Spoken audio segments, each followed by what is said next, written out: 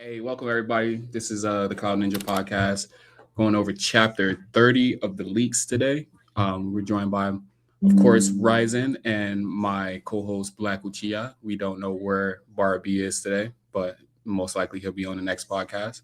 How you doing, guys? Yo, what's good? You know, Yeah, I not that like the good. chapter. I do have a few hot takes though. I might make a few enemies today. All right. Well, like I was telling you at the beginning, I have seen none of the leaks except for what you sent me. It looks like Himawari's going off a little bit though. So like, what's Yes. the? Let me add what you have on stage real quick. Oh, this is the Nice cover. cover. Yeah, Yes. some So we got Mamushi right here. This is page 1. So, everyone was complaining last chapter about Chocho supposedly killing 4 Mamushi clones, but we find out that she only managed to stun them. So, for everyone that was upset about the Chocho stuff, she just stunned them. Uh, they get up. Uh, Himawari freaks out and panics and launches a tailed beast bomb, which I have some words about that. I don't know if you guys have any words about that, but I do have some thoughts about that. Um, you know, tailed beast bomb going on in the village can't happen, so Shikadai thinks quickly, launches the Mamushi clones in the air, and Himawari takes care of them, but then she gets scolded. So, Uchiha, I think you read the chapter, right?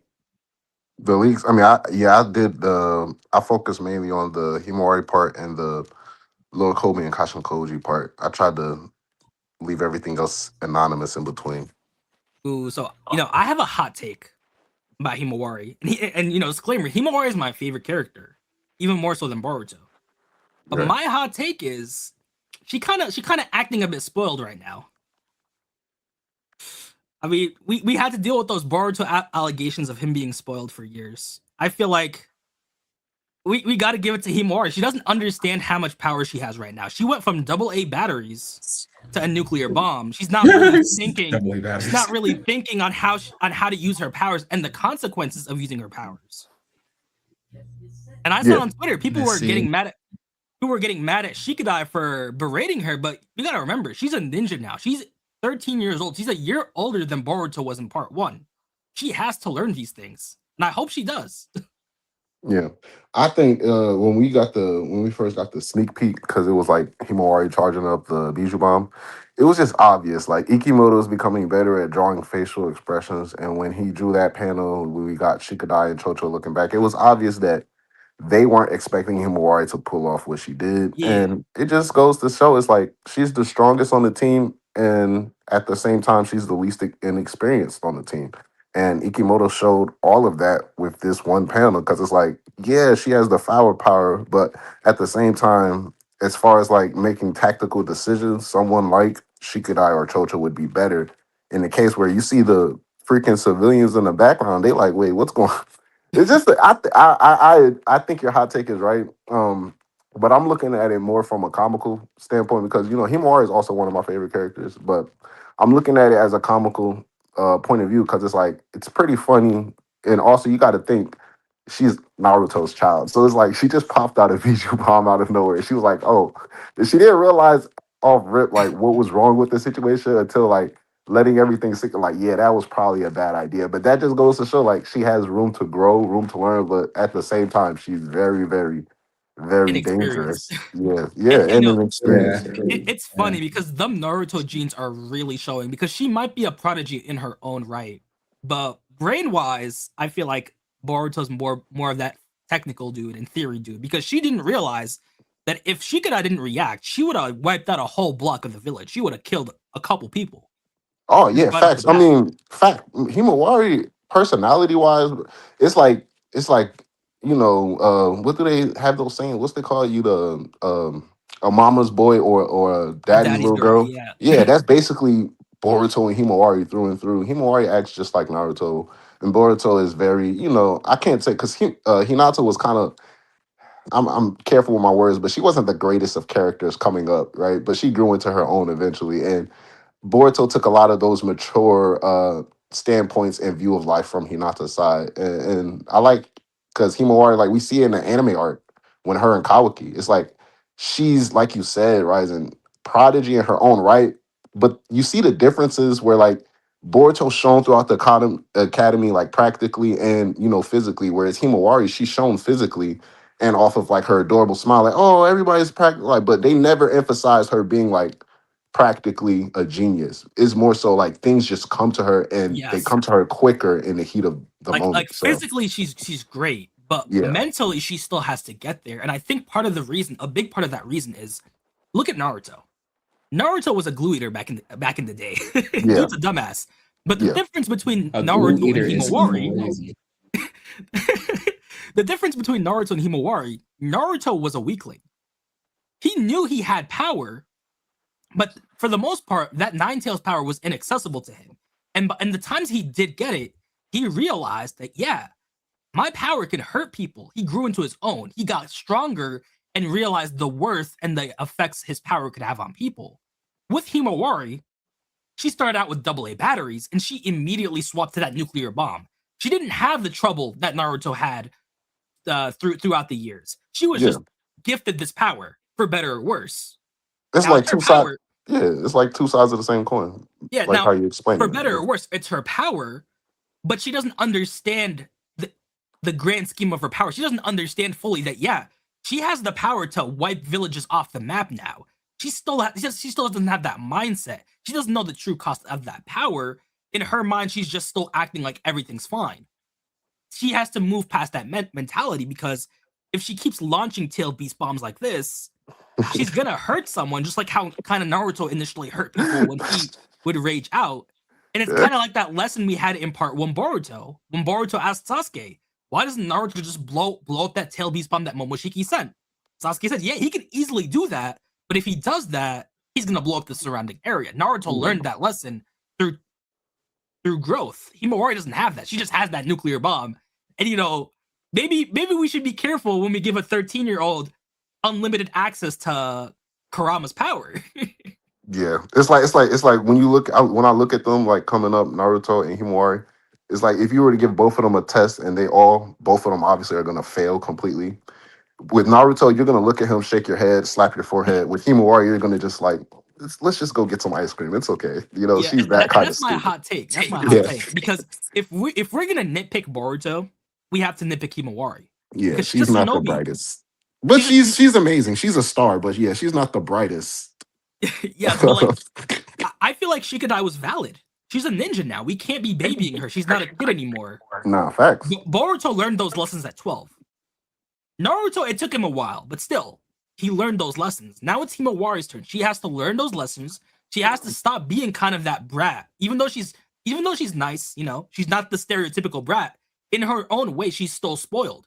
Even Kurama tells her. When she met Kurama, her first line of thought was to have Kurama fix her problems. He even called her, stop being spoiled. This is your Yeah. power for better or worse. You got to step up. So it's interesting to see that, yeah, to an extent, she is spoiled herself. And we do got to say that, yeah, she has to learn what the true meaning of being a shinobi is. Because right now, it seems like it's still partially a game to her. She's not really taking everything seriously 100% other than her rage moments when her friends are in danger. She's not thinking clearly, in my mind. And I really hope to see that development where she's actually able to see that being a ninja isn't a game.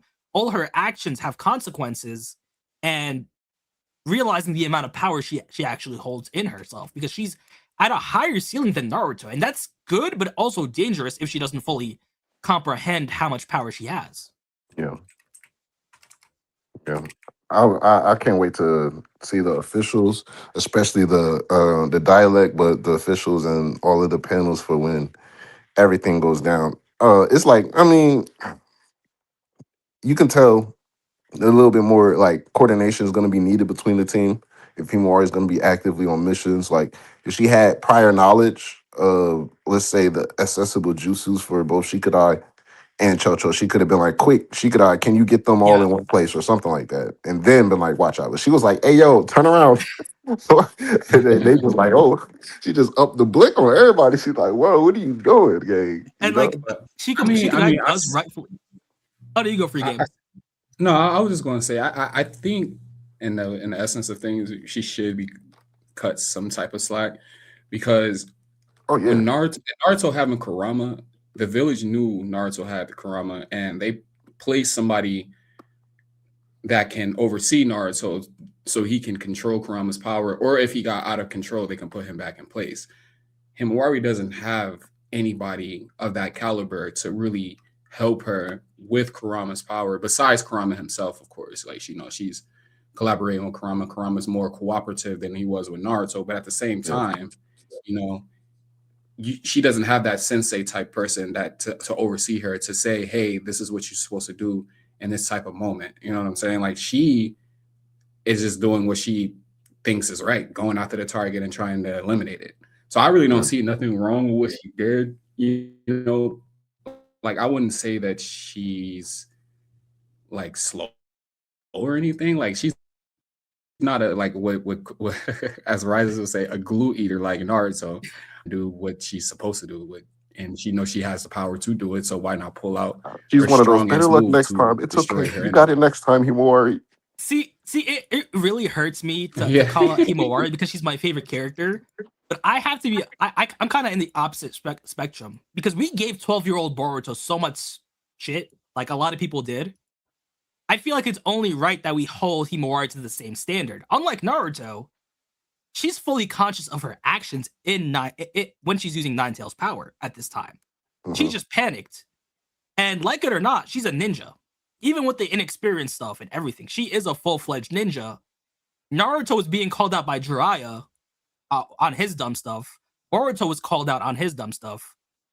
It feels like family tradition at this point. Himawari did mess up. Mhm. Like people gave Shikadai shit on Twitter, but he's right. What if Shikadai didn't have shadow possession? What if he wasn't near Himawari? She You would have know, blown up that chunk of the village. She would have murdered a dozen people at least. That he's right now the to whole Uzumaki family is criminals. Everybody, all of Naruto exactly kids. exactly. Nah, but I'll say I'm like smack dab in the middle of y'all. Pause. Because I agree 100% with what both of y'all are saying, but it's in the middle for me. Like how I take it is like you can't blame her because I would say, well, as far as free game, as far as like not blaming her, I agree with that. But I don't think it's obviously it's wrong. Like if that thing, like if they were still on the ground and she shot that off, everybody but Himawari would have died. In that part of the scene. Everybody but Himawari would have died. So yeah, she was absolutely wrong. But I also agree with Ryzen as well, where it's like, yeah, it's just for me, I don't say it's more so like, well, yeah, I'm also on the belief like she's not the sharpest knife in the toolbox. She's not glue eating level dumb. Like she's more so better luck next time dumb. But I think it's more so just inexperience. And like I said, I took it very like comically. And I did see a lot of people were granted, most I ain't gonna say most because you'd be surprised how serious a lot of these people are. But I can tell a lot. Some of them are definitely just trolling, but a lot of people are, in a frenzy about how Shikadai is talking. Himawari is one of those people like Sarada, like what I'm saying, Boruto Kawaki. She got a crazy fan base. Like, not saying like crazy big, like crazy. Like these niggas are crazy, like insane. But I think aside from like those weird people, like you do have to cut her some slack, but you also have to take into regard like she's a through and through ninja. She graduated the academy. She took the what's the name the Guinean exam, the graduation exam. She became a Guinean. So it's like she knows some of the protocols, at the very least, the protocols that the Hidden Leaf will teach you coming out, becoming a fresh rookie shinobi. And on top of that, it's like it's not foreign to the idea of collateral damage. We've seen her throughout the academy. We know that she's been surrounded by nuclear bombs her entire life. Her father, her estranged uncle in Sasuke, her fucking brother in Boruto, her other brother in Kawaki. Like she's been surrounded by hydrogen bombs her whole life. So she has an idea of like, taking into consideration the things and the environment around you. So in that moment, she panicked and she realized she panicked because she didn't really have anything to say against Shikadai. That leads into her inexperience. An even more inexperienced shinobi would have tried to justify what they did. Himawari had no words, which she understood, which that tells me Yes. as a person that, okay, yeah, that thank God they threw them in the sky. Because if not, I probably would have messed up big time. So she understands that. It's just more so like she gets some more time out in the field, get her hands a little bit more dirty, mess up a couple more times. We're gonna start seeing a diamond in the rough for the Hidden Leaf Village. But also, adding on to your point about the hyper fans on Twitter, it is a nice callback to when Yamato was calling Naruto out on his shit, like Naruto using Nine Tails mode and hurting Sakura, and people got mad at Yamato for calling Naruto out on stuff. But we gotta remember, ninjas aren't kid stuff. That's the village military. Yeah. Shikadai is her superior officer, just like how Yamato was Naruto's superior officer. Yeah. He's justified in calling out his subordinate when they do something stupid. We can say we can be under the assumption that Team 10's are tunings by now, so they outrank Himawari. And even if they weren't tuning, they have seniority over Himawari. They're kind of like her pseudo senseis. If she messes up on something, they have to scold her. They can't say, "Oh, it's okay, Himawari. Better luck next time. It's okay. We'll teach you some more." No, she's a full-fledged shinobi. She needs to know what she did was dangerous, so she doesn't do that again. Yeah. Yeah, I agree. I completely agree with you. No contention on that. I just find it weird that, she has the power of a Bijou now, and I'm sure everybody knows it, but nobody is really like giving any regard to Kurama actually. That's that Naruto propaganda. A nigga's so great. No one's asking. No one's asking Kurama on his point of view. No Shikamaru debriefing on, yo, Kurama, you're back? Hey, let's fill you in on some stuff. Do you know anything? No. Okay, Kurama's back. He's in Himawari. Bet we'll leave that alone.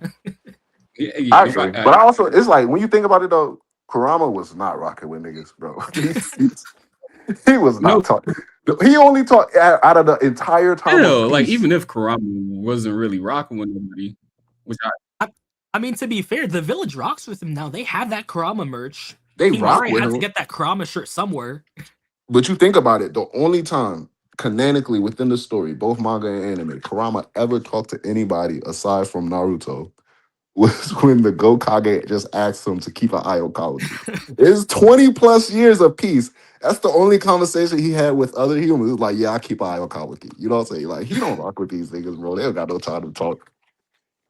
It's just really funny that Kurama really hasn't been talking. Like, he's so over this shit. Like, damn it. I was supposed to retire. I was supposed to be out of the way for a couple thousand years. Now I'm back in like more trauma. More reaction. Stuff. No reaction in a world where Naruto is quote unquote dead. That's what I'm saying. Like, these things are like, they're not plot holes. This is intentional. Kurama is about to reveal some stuff to us later on. And that's what I'm waiting. You know what I'm saying? He was like, obviously he came back. He like, wait, where the OG at? You know what I'm saying? Where the big dog? Naruto. Because like in my mind, more likely than not, tailed beasts might be immune to omnipotence. So we might find out. We might find out. Yeah, yo, why are you fighting Boruto? He's cool. I just want that confirmation soon, which I think will be crazy. But speaking of omnipotence, we got the Kobu himself, the right-hand man of the daimyo. Yeah, I remember. I don't know if y'all remember. I've been calling it. I was like, Lord Kobu needs to go. Let's fill free game in. Let's go through the chapters. Free game, you looking at this? Did you? I think he stepped away. Oh, he stepped away. Oh wait, can you hear him? And I can't hear him anymore. No, I can't hear him. Oh, he's back. He's back. Yeah. All right, so we have Kobu. We're back in the Hokage interrogation, where Shikamaru could possibly lose his job, which, a little shade on Konoha, but I still think that's his fault. But anywho, we got Kobu, and Uchiha, what do you think? Do you think Koji is justified in what his plan is? At that point, we're talking about perspective. I have a whole different perspective on this. Justified by like from who's like, we know Lord Kobu is wrong, but right at the same time, that's because of the information we as the audience have.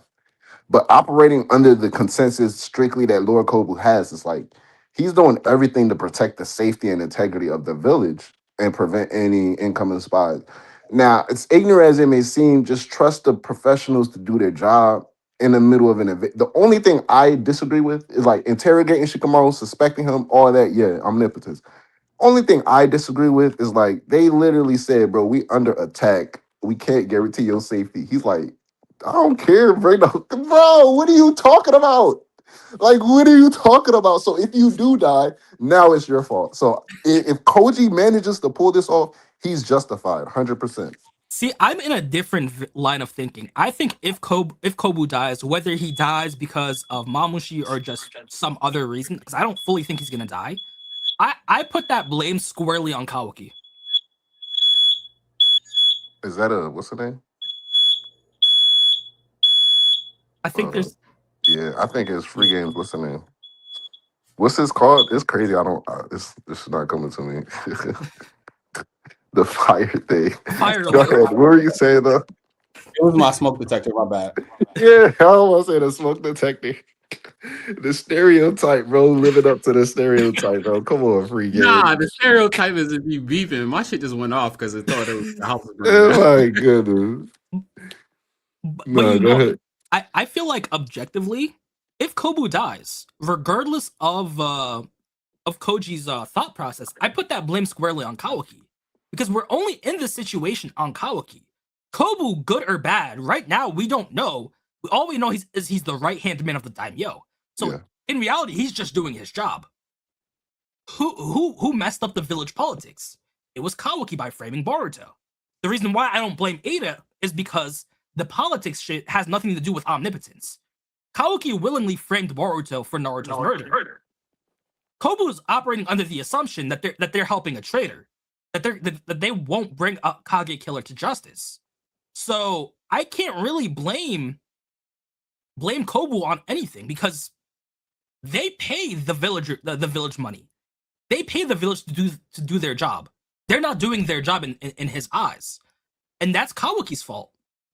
So I Yes. feel like Kobu's death, or any politician's death, or any political strife, is squarely on Kawaki's shoulders because Oh no, go ahead. Go ahead. because the only person who's operating under pure logic is Koji. Koji doesn't care if you're a child, man, woman, baby. He will kill you if he sees the logic in you dying to bring a good future. Kawaki thinks he's operating on logic, but we sure as hell know that if he had to choose between planet Earth and Naruto, he'd choose Naruto. Yeah. So I have to blame that on Kawaki. I would say yes and no. Um, Partially because of like what you said there at the end, where it's like right there in the pudding. Like Koji is the only one thinking logically in these situations. Now, I'm not saying everybody has to be a 4D chess player and figure out the move hidden behind the move, but history is tend to be learned from, like goes into fiction and in real life. So I'm not applying real world logic to like a fantasy story. This is like facts within the Naruto verse as well.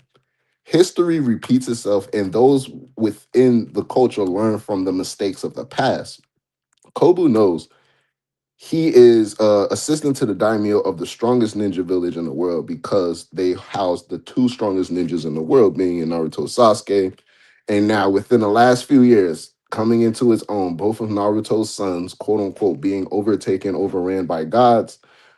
Potato, however you want to look at it. In the midst of all of this chaos, somehow the Hidden Leaf is still hailed as the strongest ninja village, one. And two, houses the home of like the savior of the ninja world. So you should do everything in your power to want your get back, to want your revenge for Naruto. Yes, but also, and the fact that Naruto is so revered, you know what I'm saying? Granted, the higher ups and the politicals are the main ones who don't like Naruto due to his influence, but it doesn't take away like the majority of the population, they revere this guy Naruto. So just all of this being taken into account, and the fact that it's coming out of more than one mouth, Naruto is still alive. Naruto is still alive. That calls for some type of investigation. Now, as far as interrogation, like I said, he's justified. Lord Kobu is all of that is cool, but I can't shake the idea like these people are acting so idiotic in the midst of like even it's not even just right now with this guy Mamushi, right? Because if you even take into account, yes, Mamushi, the time when Jura and Hidari invaded, and then the time when Code invaded, each time those invasions occurred, some other person other than Shikamaru, whoever had power or political hold in that, they prioritized the wrong thing in the moment. And that's really the issue. Even if it was like no omnipotence and it was Kawaki coming back to the villages all of these times, and Kawaki is doing what Boruto's doing, actively fighting the Shinju, destroying, I'm gonna be the nigga like, why are we attacking Kawaki when we got a big problem? And I'm not just saying it because it's Boruto. I'm saying it because it's very illogical. And I said all that to say, in Lord Kobu's sense, he should have high enough integrity and high enough IQ if he's able to break down that one, which he is right about. Shikamaru is, working with the enemy, and also Konohamaru is obviously being used. He should obviously take into account the information. Well, Boruto has saved the village 1, 2, 3, 4+ times. He saved the village 1, 2, 3, 4+ times against enemies that we had no chance against. So he's not doing this to get on our good side to take us down, because he obviously showcased he has the power to take us down if he wanted to. There has to be, simple as that. Ain't no, oh, Naruto must be alive. No, there has to be more to the story. That's all there is to it. And if that's the case, let Shikamaru operate. Let him get his hands dirty. Let him operate under this invasion right now, because you prioritizing asking questions and confirming if you got help from Boruto or not, that's not the most important thing. And that's really, like, that's why I say, like, we give enough slack to Naruto, like, coming up, he was an idiot, but, like, if we keep it a being, as a Hokage, Naruto made a lot of the right calls in the heat of the moment, and he didn't waste useless lives, because that's all of these adults right now in the Hidden League. They're useless and their lives are useless. He didn't waste their useless lives, despite they could have been wasted. Naruto made quick and integral calls. If the situation called for it, he said nobody operates in this radius of a circle other than me and Sasuke. Shikamaru and Sai, y'all stay outside the perimeter, keep watch. Like, Naruto had a protocol. And every time the village has been invaded in Blue Vortex, every reaction has been different. It's like they got no fucking head on their shoulders, no quarterback to call the play. And Shikamaru is just there like with nothing but a chaotic bench and players that won't listen to him. See, I agree with you 100%. How do you go too. for it? No, I was gonna say I agree too, but I always look. You got to look at it at this perspective too. Like, I try to like I compare it to like to Captain America Civil War. What was it, Civil War or whatever? When they had to sign the Sokovia Accords, and Yeah. What's his name? The Winter Soldier. He was pretty much being framed for everything, and like they wanted to arrest him, even though everything appeared, to be like, the Winter Soldier was behind everything. I can't remember old boy's name, but he was actually behind it. They got him, but moral of the story is Captain America was right the whole time. But at the end of the day, everybody who's on Captain America's side still got arrested and still had to, Ant-Man, he was on house arrest for a while and everything like that. So like at the same time, Boruto still broke the law. So that's why they're still trying to hunt Boruto, even though he is helping at this point in time. He is in the right, but in the eyes of the law, he killed the Hokage. So he's still an outlaw and they still want to capture him. I agree. And what I was going to say to Uchiha's point is, I agree with you 100%, but the problem is you're using shinobi logic on people who are not necessarily shinobi. Because we got to remember, why was Naruto even able to do as much as he could as Hokage? Because he had the daimyo on his side. The daimyo didn't know much about ninja stuff. All he knew is, and let me share my screen. Let me reshare it right here. The screen. All the daimyo cared about was, yeah, I mess with Naruto so much, I'm just gonna defer to him. I'm gonna let him do whatever. Shikamaru doesn't have that power. There's a reason why Orochimaru, who technically did more crimes than what Boruto's being accused of, is allowed to live semi-free and not Boruto. Because when Orochimaru killed the third Hokage, when he did all of this stuff, the daimyo didn't care. That was a purely ninja problem. You guys deal with it. I don't care. Do whatever you want.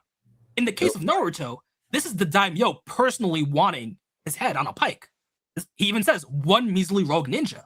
He doesn't care about the power levels. He doesn't care about what Boruto's doing.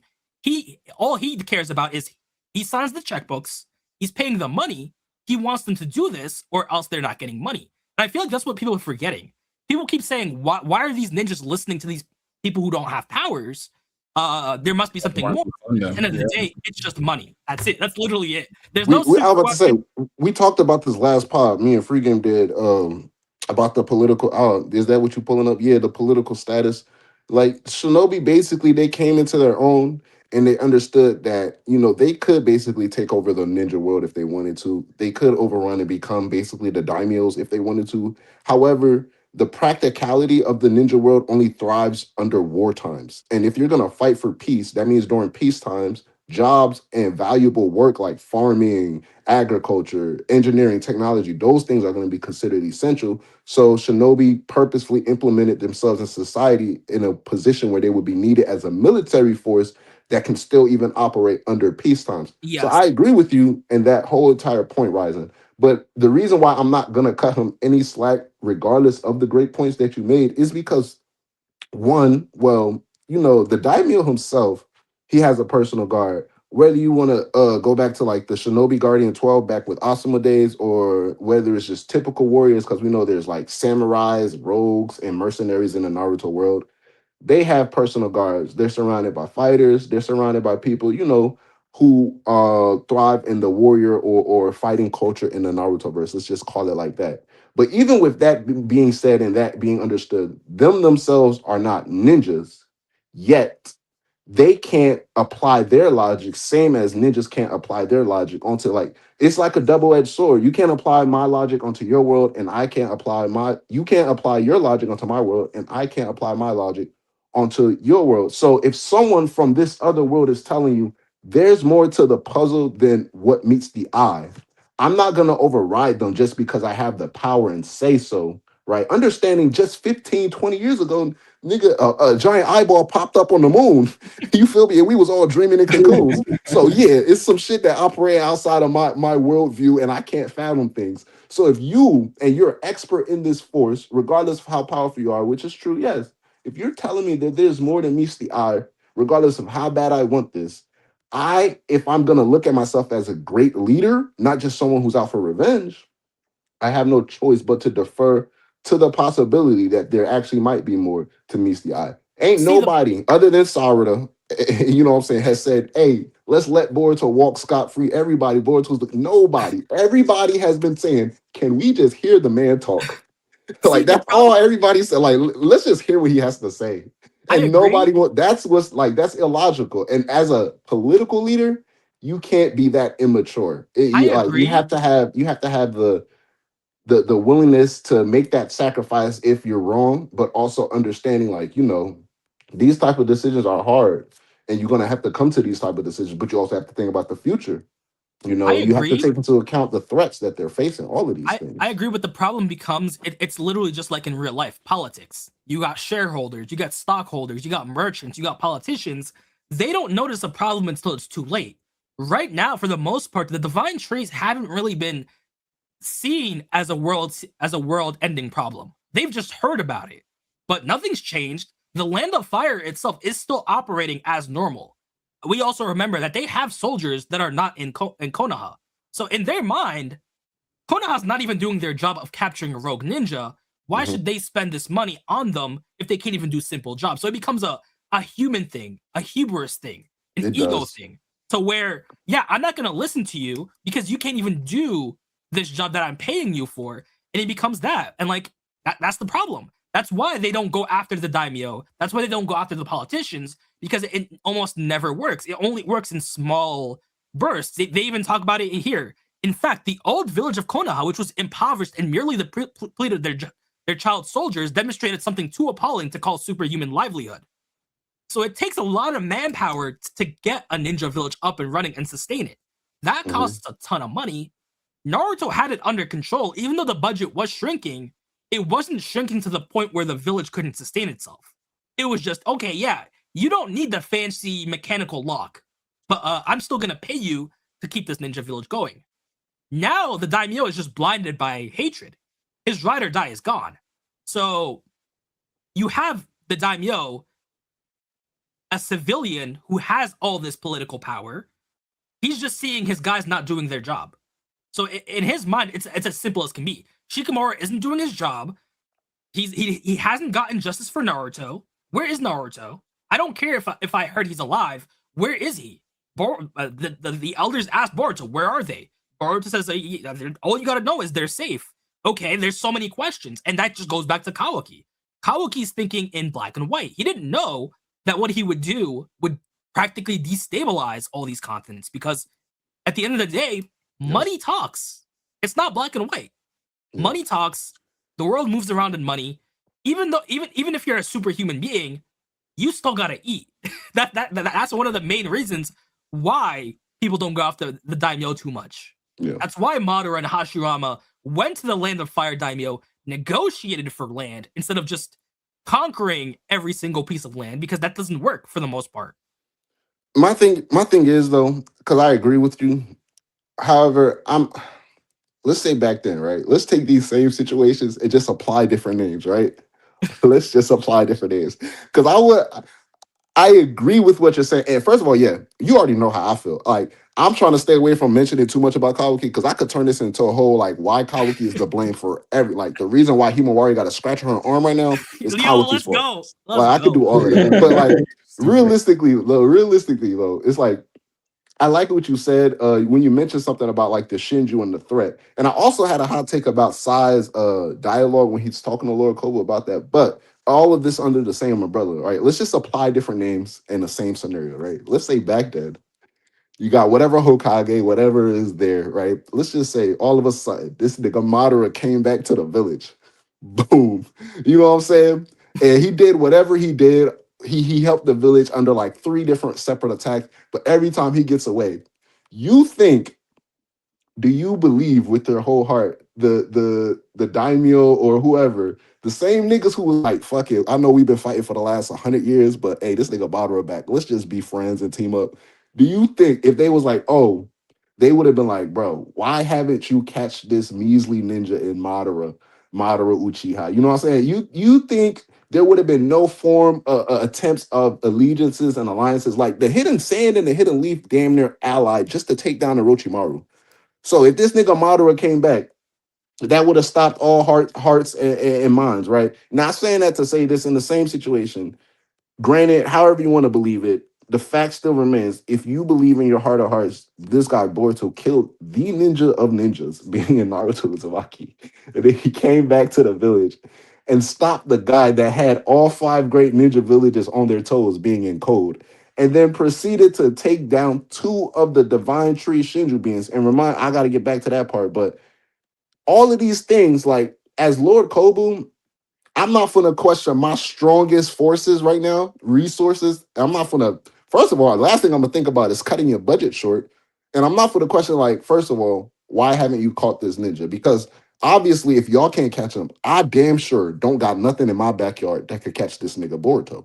So that has to be plain and simple right there. That's just like it's like common sense, right? Because if he has the reputation of being the Hokage killer and reputation of doing all of these things, and they're being relayed back to Lord Kobu, you still can't like it goes back to, like you said, bro, it's just vengeance, and possibly I don't think it's money, because they got enough of that. It's just stupidity and vengeance, and at this point trying to exercise and over exploit their power. But even with that, Sai is not getting no slack here too, right? Because these things are called Shinju, which is the English or the Japanese translation for divine tree. 20 years ago, a 4th grade ninja war started because a motherfucking Shinju sprouted up from the ground. So just off the name alone, that should spread enough clout and fear. But no, we want to go around questioning. We don't know their threat. Nigga, if it got the same name or not, I don't care if we like, come on, man. What are we doing? We saw artificial humans pop up with the Sharingan. This nigga Naruto said, fuck it, that's a personal mission. I'm out there. Is Shin Uchiha or not? He was like, a Sharingan? If not Sarada, not Sasuke, nah, I gotta go check this out myself. If you're telling me Shinju beings are walking the earth and I was alive 20 years ago and I fought in the war, I'm freaking out. So it's just like, come on, bro. I agree with you, but here's the problem. What were the old daimyos doing while the war was going on? They were playing cards. They were in their nice mansion bunker, just chilling with guards. That's the problem.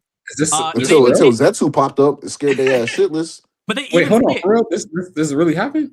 Yeah, Bro, Yeah, they was playing cards. They was playing Shinobi I and Belt. then do not remember And then that. you got to That's crazy. remember, these are just humans. They even say here, however, during this long peace, every daimyo has started wanting to reduce their massive military spending.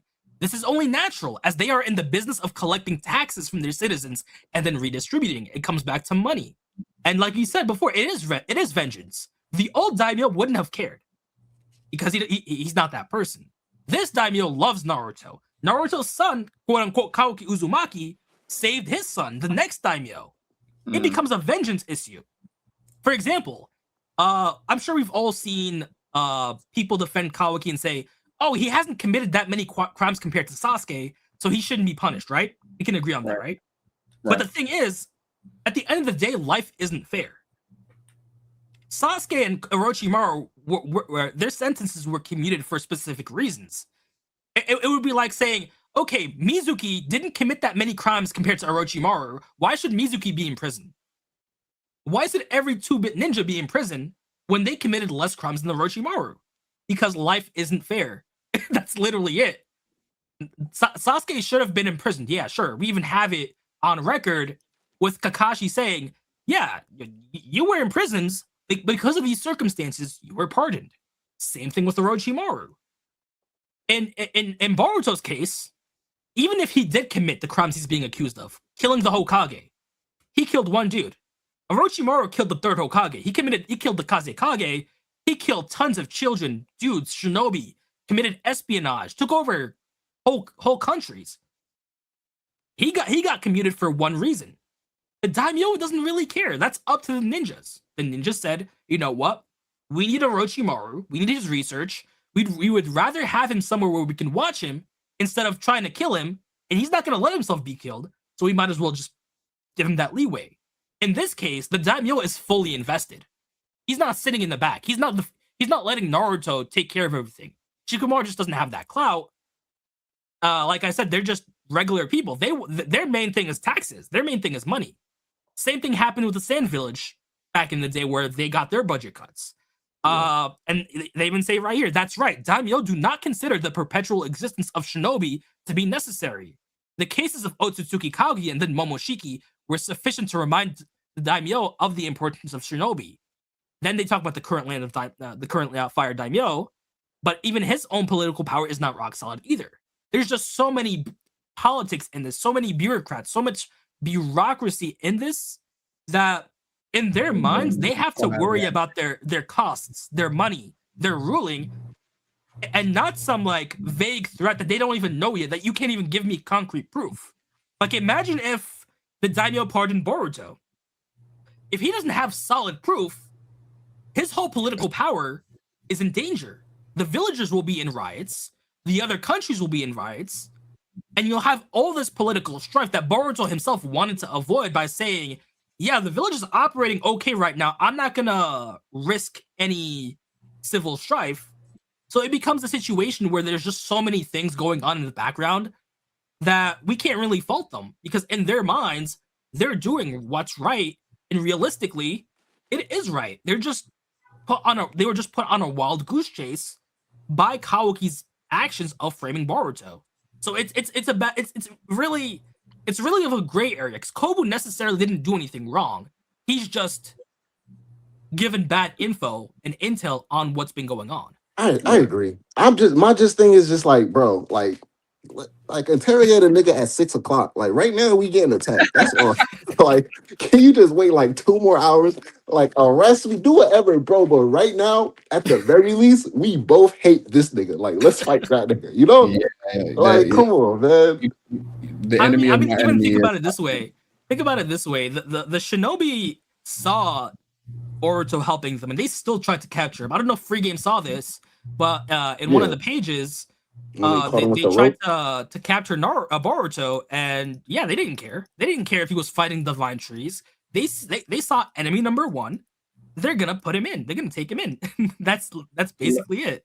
And that's the thing. Even with the ninja, yeah. Hang on, let me find the panel. Yeah, because I think my karma seal was about to activate, and I was about to fucking faint. That shit was crazy. That's got hot out of nowhere. That's the thing, bro.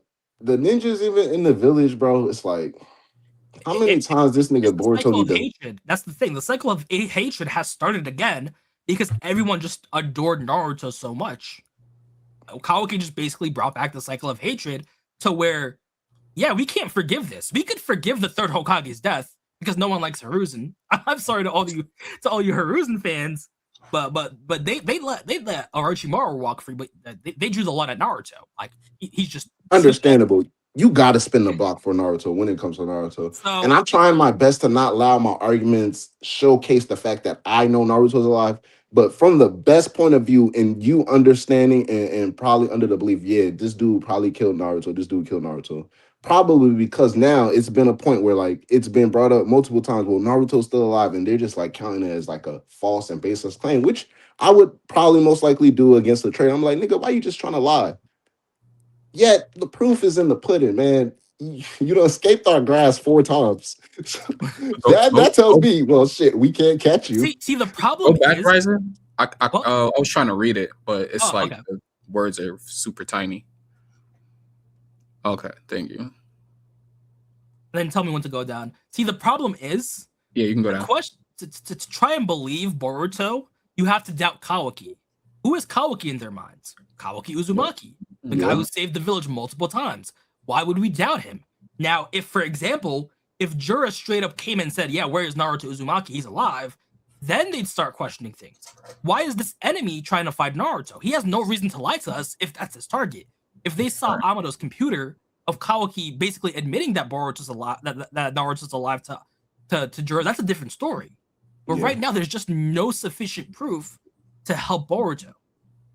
You know what I would be doing? Well, I can't blame Shikamaru because he's doing everything he can, but honestly, truly and speak, if I was Shikamaru, all right, fuck it. You know what? Shadow possession jutsu. Everybody who's anybody who needs to be in this room. We get Himawari, Boruto, Kawaki, Lord Kobu, the Daimyo, Sai, a couple of Anbu for security purposes, and them old ass elders. Now, everybody understand the situation, right? Himawari, Naruto's child here, she believes that Naruto is alive. We know this nigga Kawaki is sussy baka. He might not even attend the meeting. So that's proof right there to put it. If Boruto's gonna be like, yes, Naruto's alive, but I can't tell you where he's at, like that's just like all of these things. Bring a model snake ass in there. Let's go check his. Bring Sumire zip mouth. She got a whole lot of shit to say, unless it has anything to do with the fact that she known for the past 2.5 years in our time that Naruto's alive. She got a whole lot of shit to say that has nothing to do with revealing the truth. Like, bring some of these people in. He's doing like a little bit of the right thing, gathering everybody who's had any sort of contact with this guy Boruto, right? All of these small things, and I agree with you, Ryzen. Like Lord Kobu's doing everything right in the sense that he's trying to, do best by the village. Yet there's so many plot holes and plot even in real world, when we get plot holes and plot leaks, what are we gonna? We're gonna try to understand. Okay, wait, what the fuck do you mean by this? Because I thought this was that. And if I'm not uncertain, I'm not gonna move forward because I want to clarify everything in this previous step before I move to the next step. So I want to clarify, okay, this guy is the accused killer of Naruto Uzumaki. I want to you killed this guy Naruto. You know what I'm saying? Why did you kill this guy Naruto? Where is this guy Naruto? If you want to tell me he's alive, you know what I'm saying? Or this, that, and the third, right? All of these things have to be taken into account. And then also, most importantly, which I do believe, not just on some like hype beat stuff, like the power levels have to be taken into account.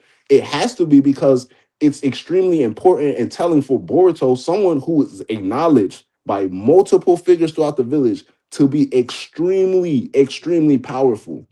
Why would someone with so much strength and power try to use trickery or espionage to get the one up on us on a village if they claim, because the elders claim is that he wants revenge for driving him out the village? Well, if he wanted revenge, why not fly up like he did multiple times, summon a super massive Rasengan and blast that bitch on all of your domes? Like, there's so much he could do that he doesn't do. And also the threats of like Jura the Shinju has proven that, like, yeah, things are going down. Boruto almost died in front of it. It's like maybe like chapter 8, a lot of these planes and strong feelings are justifiable, but 30 chapters in at this point, nah, I'm running out of excuses for these niggas. See, bro. but here's the thing. A lot of the problem becomes, how are you dealing with Kawaki? We got to remember back in chapter 7, yeah, they're not gonna try to rile Kawaki up. Shikamaru says, but Boruto, if you have no intent to kill Kawaki, you need to understand that you'll have to continue taking false blame regarding Naruto. Seeing his omnipotence effects lies with Kawaki, I'd like to avoid making him feel cornered again, which means not exposing what he did quite yet. We forget Kawaki is cool with Boruto right now, but he sure as hell ain't gonna spill the beans about Naruto being alive yet. He's a sworn enemy. That's the thing. A lot of people on Team Boruto right now, I agree, they have their hands tied. The main thing is with people like Lord Kobu. Maybe I want to say maybe side by side, like they're showing us he's slowly starting to probably find his own way in certain things, right? I can't really blame Kawaki because I'm like, okay, Kawaki, you can just tell them, oh, this, like, I'm working with Boruto. Kawaki's the main culprit, so it's probably in his personal best interest to still keep his mouth shut about whatever he has going on with Boruto. So I can't say, oh, why isn't Kawaki going around telling people I formed the alliance with Boruto? Kawaki has enough influence to where, wow, the son of Naruto, at the very least, they might stop and question what's going on. They'd be like, okay, if he's agreeing to work with Boruto there. I can't fault Kawaki for not saying that, though. Because at the end of the day, Kawaki's not going to make Boruto's life easier. Yeah, if they kill him, that just benefits Kawaki. So I can't fault him for it's an alliance of convenience. If Boruto dies in this battle, that's a win-win for him. Yeah. He's not going to go out of his way to make things better for Boruto or to get the village to question it. If he really wanted Boruto to be accepted in the village and help him, he would say, yeah, I have Naruto. I sealed him. What you gonna do about it? Yeah. What you gonna do, Kobu? I sealed him so you can either shut up, let Boruto work, or doesn't matter. I still got Boruto. Part 1 Kawaki would be on that type of time. Part 2 Kawaki, he too much of a punk, bro. But that's not gonna happen. And in Kobu's mind, we can't treat him like a shinobi. Yeah, he is smart. He is analytical. But at the end of the day, all Kobu cares about is money, budget, loyalty. He's seeing Shikamaru's not doing his job. That takes precedent. He's heard about the divine trees. He's seen he's heard that they haven't been causing too much damage. So why should he care? We even know Mamushi's not causing collateral damage. There's no earthquakes going on. Intellect, man. So it becomes a situation where, yeah, until I see half the village getting exploded, I don't care. Well, where's my money going, Shikamaru? Why am I paying for your paycheck? What are you doing to justify your job? Yeah. So it becomes a situation where there's just so many political nuances that, yeah, Koji has the right idea objectively, logically. I was just about to say. But the thing is, morally, Boruto's not going to let that happen. We even have an image of Boruto, and I wish I could. Hang on. Let me see if I can get these on Google so I can actually switch between them.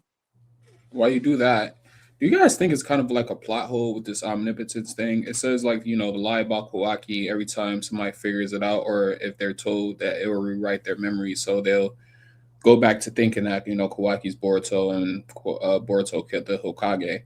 But it seems like Shikamaru, once he is revealed that knowledge, he still believes it. His memory hasn't been rewritten by Omnipotence for him to be Boruto's enemy in any way. He's still working with him.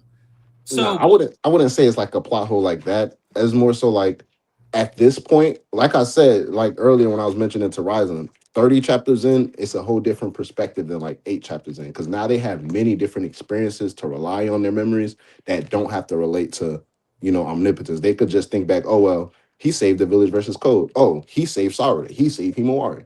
He helped kill Hidari. Memories. Yeah, you said what? He had to make new memories. But yeah, so it's like a lot of the new memories is doing the weightlifting. Yeah. Yes, but this is how omnipotence works. So all omnipotence does is it reverses their places. Omnipotence doesn't affect the lie Kawaki Toad. If they see Naruto, if they see him pop up in Ichiraku Ramen, they'll know Kawaki lied. All they'll think is the Hokage's son framed this orphan and lied. That has nothing to do with omnipotence. In the case of Shikamaru trusting that Boruto's Boruto Uzumaki, here's how it happens. If back originally, and I was trying to find the chapter where his memory got rewritten, but originally, if you would show Shikamaru or anyone Boruto's baby pictures, or like try to bring out the plot holes of Kawaki being Naruto's son, they questioned it at first, but then omnipotence would just make them think to not care about it. What Yeah. Shikamaru did is he disregarded his memories. He chose to trust Boruto regardless of all the physical proof. Right. Because he saw Amado. He hates Amado that much. He doesn't trust Amado that much that if Amado said it, it must be true. Once he Fact. trusted Boruto, well, even after Omnipotence rewrote his memories, he still believed that for some reason I still trust Boruto. Yeah. So that's how he anchored himself. Yeah, when he It's was not in the interrogation, he was looking and he was about to make a move before he called for Mitsuki. And then he questioned himself. He was like, wait, why am I even doing this? Why am I trying to help Boruto? And then he was like, no matter. He couldn't even remember the word omnipotence. yes. He remembered the conversation, but he just couldn't even remember like some of the words Boruto said to him. He just understood. He was like, well, I trusted myself to trust this guy, so I'm gonna continue trusting him. That's what it is. So he was like, fuck it. I'm gonna trust Boruto. Exactly. And even Boruto told him, you have to believe me without any proof. Yeah, That's what that's all Shikamaru it chose to is. do. In Sasuke's case, he chose to trust Sarada. He said, even if I don't trust myself, even if I don't trust my memories, I believe in Sarada, so I'm going to believe in you. Yeah. In Koji's case, even though his mind's telling him that Boruto is the Kara cyborg, he specifically saw Omnipotence being cast. So even though he doesn't know what Omnipotence is, he saw them switch places, so he trusts his jutsu. Here it is. I found it. I finally found it. He's doing the flashback. All right, I hear you, but Boruto, if you have no intent to kill Kawaki, you need to understand that you'll have to continue taking false blame regarding Naruto. Seeing as blank, so Omnipotence rewrote itself so to remove Omnipotence from his memory. Seeing as blank effect lies with Kawaki, I'd like to avoid making him feel cornered again. And then he says, huh? What exactly is it that lies with Kawaki? So he remembers that conversation. It's just the info of Omnipotence being removed. And on what basis do I find Boruto trustworthy? I don't know, and yet somehow, for no logical reason, I am convinced that he is Uzumaki Boruto. I have the memory of deciding to believe that, because he chose to believe it without his memories. He said, yeah, regardless of my memories, regardless of what my mind is telling me, I already chose to trust Boruto in that flashback. I have the memory of trusting Boruto. Whatever must have happened must have convinced me he's Boruto without my memories. And accepting this premise leads everything to falling in place, which means I can't let Boruto die here now. So even though he's still affected by omnipotence, he's just choosing not to believe it. He's choosing not to believe his memories. And then to date back to some of his dialogue, you really think about it, right? This guy grew up, one of his best friends was Yamanaka clan member, right? And this village is known like the Yamanaka members, they can do the mind swap body transfer jutsu. So the memories are altered. Everybody thinks Boruto is Kawaki, Kawaki is Boruto. However, if you were to spend 15 minutes with one of them niggas, you like, why? If you're spending 15 minutes with Boruto, he's like, why does he remind me of Kawaki for some reason? Because obviously that's who he really is, in their minds. And Kawaki, ironically, his actions, his demeanor, his attitude, some of the best examples would be someone like Mitsuki. They're like they're looking at him, but like they're reminding each other of the other, despite the memory saying whoever is who. So they're looking at Boruto and they're expecting Kawaki type attitude, but they're not getting Kawaki type attitude, the Kawaki type attitude that we know, right? They're getting the typical young Lord Boruto, Naruto son attitude, the type of personality that for some reason draws people towards him, you know what I'm saying, and all of that stuff. And Kawaki is acting very cold and nostalgic and stoic and stuff like that.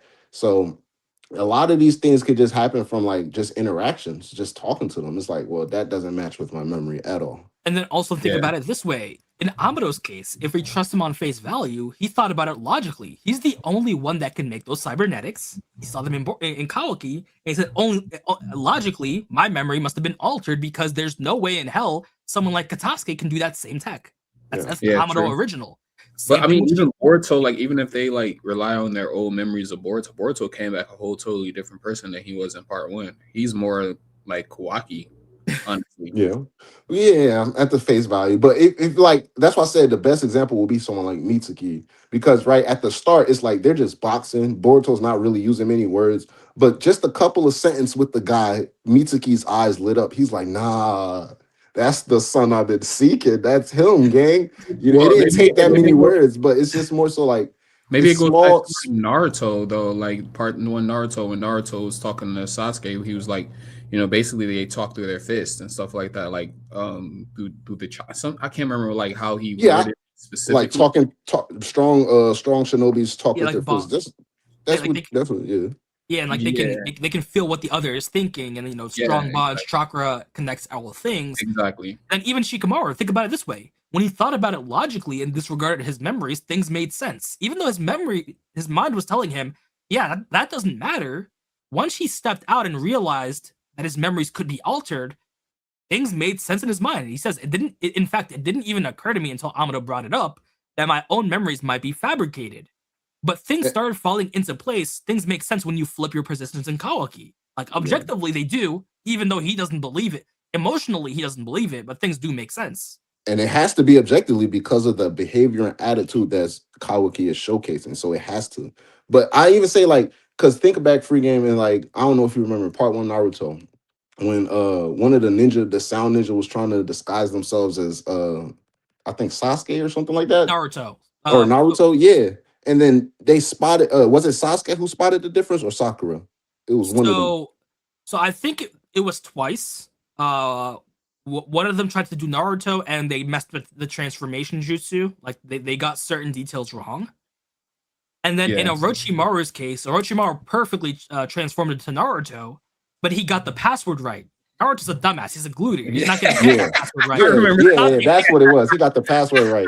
And they was like, nah, this nigga Naruto would never remember. Yeah, because Sasuke picked that password knowing Naruto wouldn't figure it out. So if anyone was spying on them, they'd say the password, and Sasuke would say, yeah, that's not Naruto. Naruto would never memorize that line in a million years. I remember that much that. Yeah, so like stuff like that. That's the perfect example. It's like if you know the person well enough, it's certain mannerisms, it's certain behaviors, no matter how long apart you may be. There's just certain things that you're always gonna pick up on. Yeah. So if you like, for some, it's easier with Boruto because like not too many people got close enough with Kawaki to pick up on certain things. But for the most part, right, if you were to just believe, okay, Kawaki just turned out like this because obviously, his mother and father are dead, so he changed his attitude. Like it happens, But talking with Boruto, interacting with Boruto, like having conversations with Mitsuki, seeing Boruto, is certain things that probably he picked up on. It's like, yes, this guy has to be the son of Naruto. Yeah, exactly. Like those things. But not even that. Think about it this way: omnipotence doesn't affect how Mitsuki feels. Yeah. In his eyes, Kawaki might be Kawaki Uzumaki, but he's not feeling that feeling he gets when he's near his son. He got that from Boruto. So regardless of what his mind is telling him, all he has to do is focus. Okay, somehow Boruto is my son. I get that same bubbling feeling. Pause. in my heart. I really when hope I'm with my son. So what was that chapter cover on Ada's cover? I think chapter 18. The side text: love looks not with the eyes, but rather with the heart. I think so. Yes. So yeah, bro. So in his mind, he can trust Boruto because that's the feeling that he got. Why do we think Mitsuki did such a 180? Why is he happy to go along with Boruto's tactics? Why is he happy to free Boruto? Why is he happy he getting that rush that he used to get 3 years ago? Exactly. This is what I've been. Pause. But Mitsuki right now saying, "This is the rush I used to get." It's that high. He's like, hold on. You talking like, back when they used to sneak out the academy, he said, this is it. This is the Boruto. Mitsuki came out of his depression arc. That's why he's so willing to defer to any plan that helps Boruto. Why do you think he wanted to take the fall for Boruto before Konoha showed up? Why do you think he wanted to straight up leave Kobu and just dip?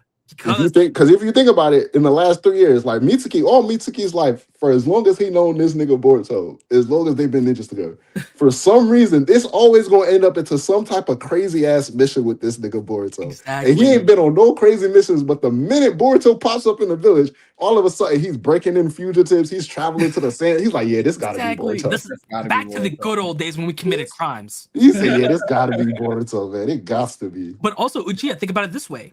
When we first saw Time Skip Mitsuki, he was basically attached to Kawaki's hip. Yeah. The second he realized that Kawaki wasn't his son, we've never seen another chapter with him by Kawaki. Well, I think it's more like when Boruto pulled up, we never seen that. But I think because even when we first saw him, low-key, if you see the dialogue, it's like he's been wrestling with the idea, but low-key suppressing the feeling. Like, nah, it's not true, though. Yeah, it wasn't until Boruto came back, he's like, it might have been true, gang. It might have been true. And dude really hasn't been like on his I gotta protect Kawaki thing. That's completely gone. He hasn't even been close to Kawaki that much. He He hasn't even been going crazy, so he's completely done a 180. That's because Boruto's bonds reached him. I'm still on like the major chest. I know they probably just saved it. Maybe Ikimoto ain't think about it in this plot line, and they just saved it for the other one. But like Shikamaru's major chess move he had in the thing that will solve everything. He'd be like, all right, y'all, look, for the past 3 years, I had Sarada and Sumire on a secret mission. Why? Because these the only two motherfuckers in the world who's not affected by Ada's jutsu, bro. And that was like, okay, that like, come on, bro. Like, would that not open up doors upon doors, like a land, a the paradise of doors? It becomes like what Ada said. In their mind, it would just be so hard to believe. If everyone's memories are the same except these two people, aren't they the one whose memories have been altered then? It's just so unbelievable. It would be, but then it's like if they're the only ones who aren't in love, like everybody, it's not like they're not tricked into loving Ada. They know they love Ada, and it's because of her abilities. Some people accept it. Some people like, Ada, just stay away from me because if you get too close, I'm gonna be fawning. Like they know it's her ability. So Shikamaru coming in the opens like Sarada and Sumire are able to resist Ada. Like the Hidden Village understands how, like, with that, like, come on, bro. Like, at one point, some niggas might look at Shikamaru like, you done, you could have been told niggas this. Like, come on, bro. But here's the thing, it just becomes so. I think what will happen is, like, it would convince some people, but it wouldn't convince the majority of people. If you it wouldn't convince a majority and that's what Boruto said. Remember, let me find the chapter, but that would just cause village strife, and even then, it's just so unbelievable. Look at Ino. How many years has Ino known Shikamaru? How many years has she trusted his judgment? Even when she heard it straight from Boruto's mouth about the memories being altered, she still thought it was unbelievable. Look at Sasuke.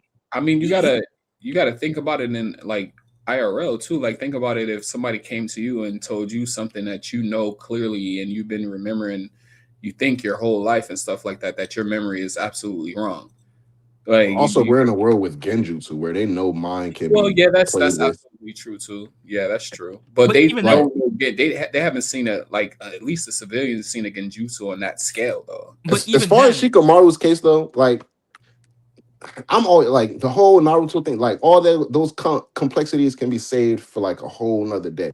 Like at the very least, just let them know, okay, these two are on a secret mission. They're the only ones who Ada's powers don't work. Like, let the smart niggas figure out what they want with that information. I'm pretty sure if they can't figure this out, like we got to start questioning the Jonin that they're selecting in this day and age. Just say like, bro, they don't her ability don't work on these two, and let them figure out. But Uchiha, think about it this way: look at Sasuke. Sasuke caught it early, sensed Momoshiki, heard what had happened straight from Ada's mouth. It still didn't stick. Boruto still had to explain it so many times, and he gave up. Sasuke even said, "I don't care who you are anymore. It doesn't matter to me. I'm fine." But it still wouldn't stick in Sasuke's mind. He even said, "I still have trouble believing in it." If Sasuke could barely handle that data dump, how would a random ninja do it? Ino couldn't even trust one of her best friends. Ino is up there intellect-wise, and she still couldn't figure it out. Boruto even says, where is it? I mean, you got the smartest person, Shikamaru, who's like barely breaking through, you know? Yeah. So. That's the thing, though. That's the thing about it. And then even Boruto says, while some might believe me, there'll be others who won't. It'll just create division and confusion. So it's not going to be like, oh yeah, Shikamaru, we believe you. Shikamaru, you have that clout. First of all, Shikamaru doesn't have that clout. I'm sorry. Shikamaru is a great tactician, arguably a great Hokage. He doesn't have that clout. The people don't care about him. I wouldn't say I'm not like the Mandela effect, bro. It's like people who still really like you can show them proof, like, yo, this is what it really was. But even think about it like this. People like, no, I remember it being this way. It has to be this way. Like you. But that's the thing. It's not even about the proof, though. It's not even about that. It's like omnipotence itself is still a top secret, jutsu. It's like not too many people even know it's like we know because of Momoshiki. They still operate under the consensus Ada's love ability. Shikamaru's whole thing is it's not about like, oh, Boruto is Kawaki. No, it's simply Sarada and Sumire are not in love with Ada. But Uchiha, Ada cannot make Sarada and Sumire fall in love with her. But you also gotta remember, I You guys thought should I thought they said that Ada consciously, like subconsciously, made them Yeah, immune. yeah, I'm saying, but Shikamaru already he was the first one that Sumire told, right?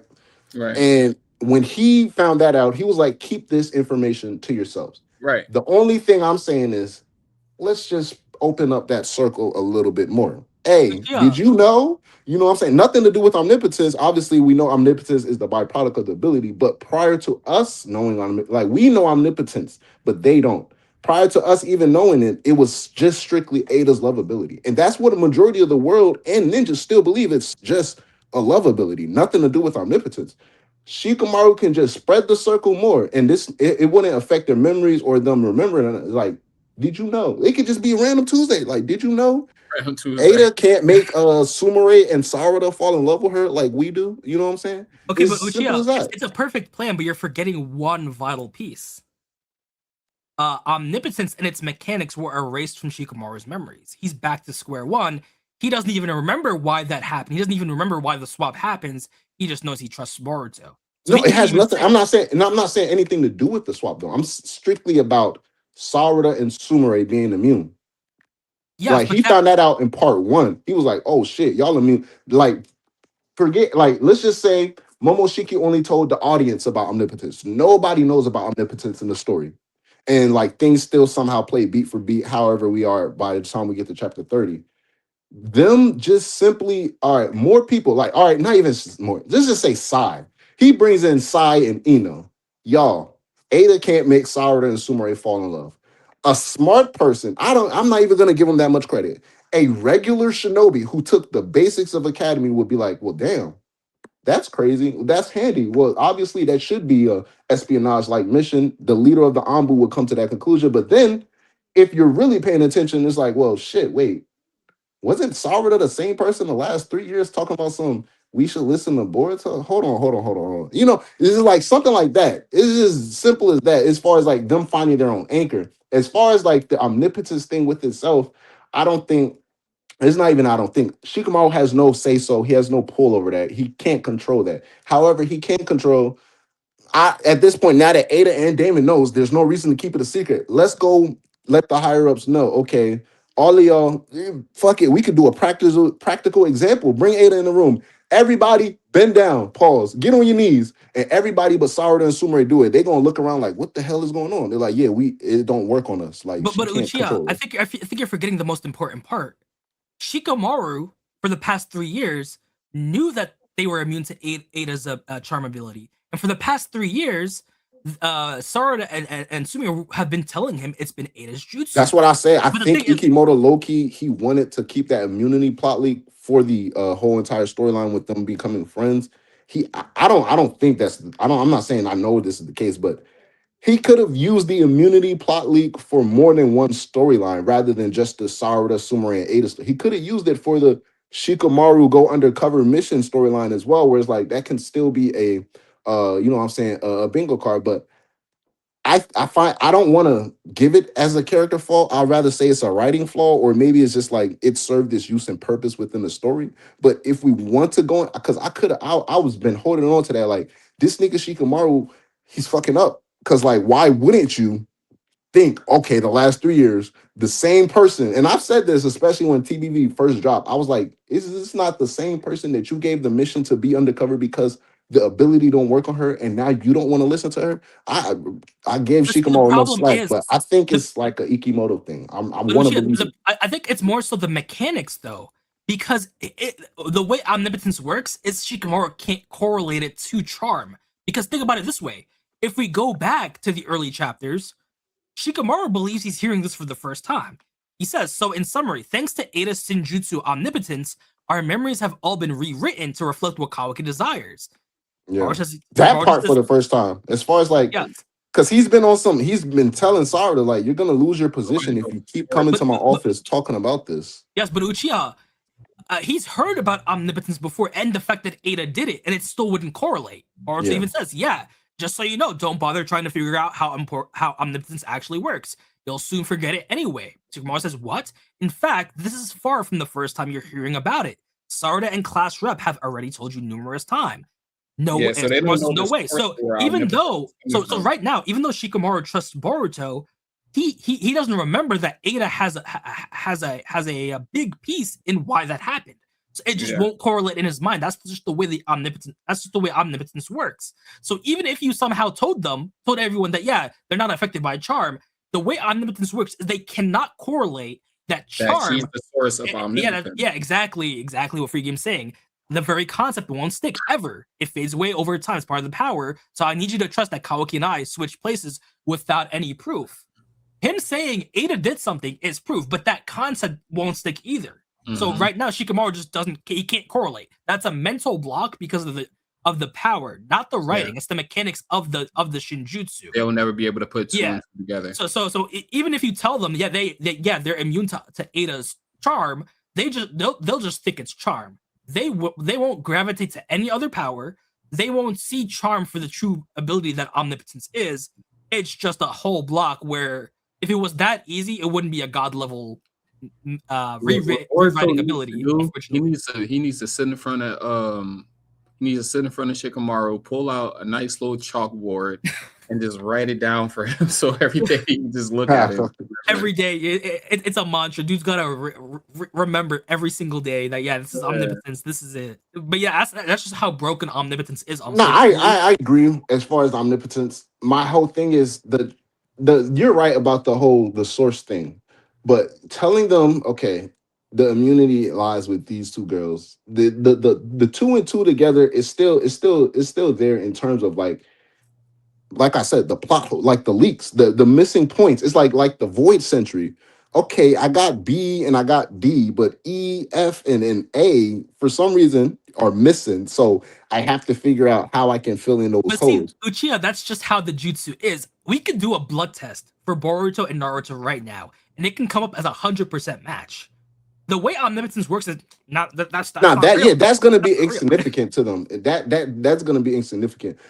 The love charm ability itself, the immunity though, that's the thing that's not because it's like with with a lot of the examples you brought up, you make good points, right?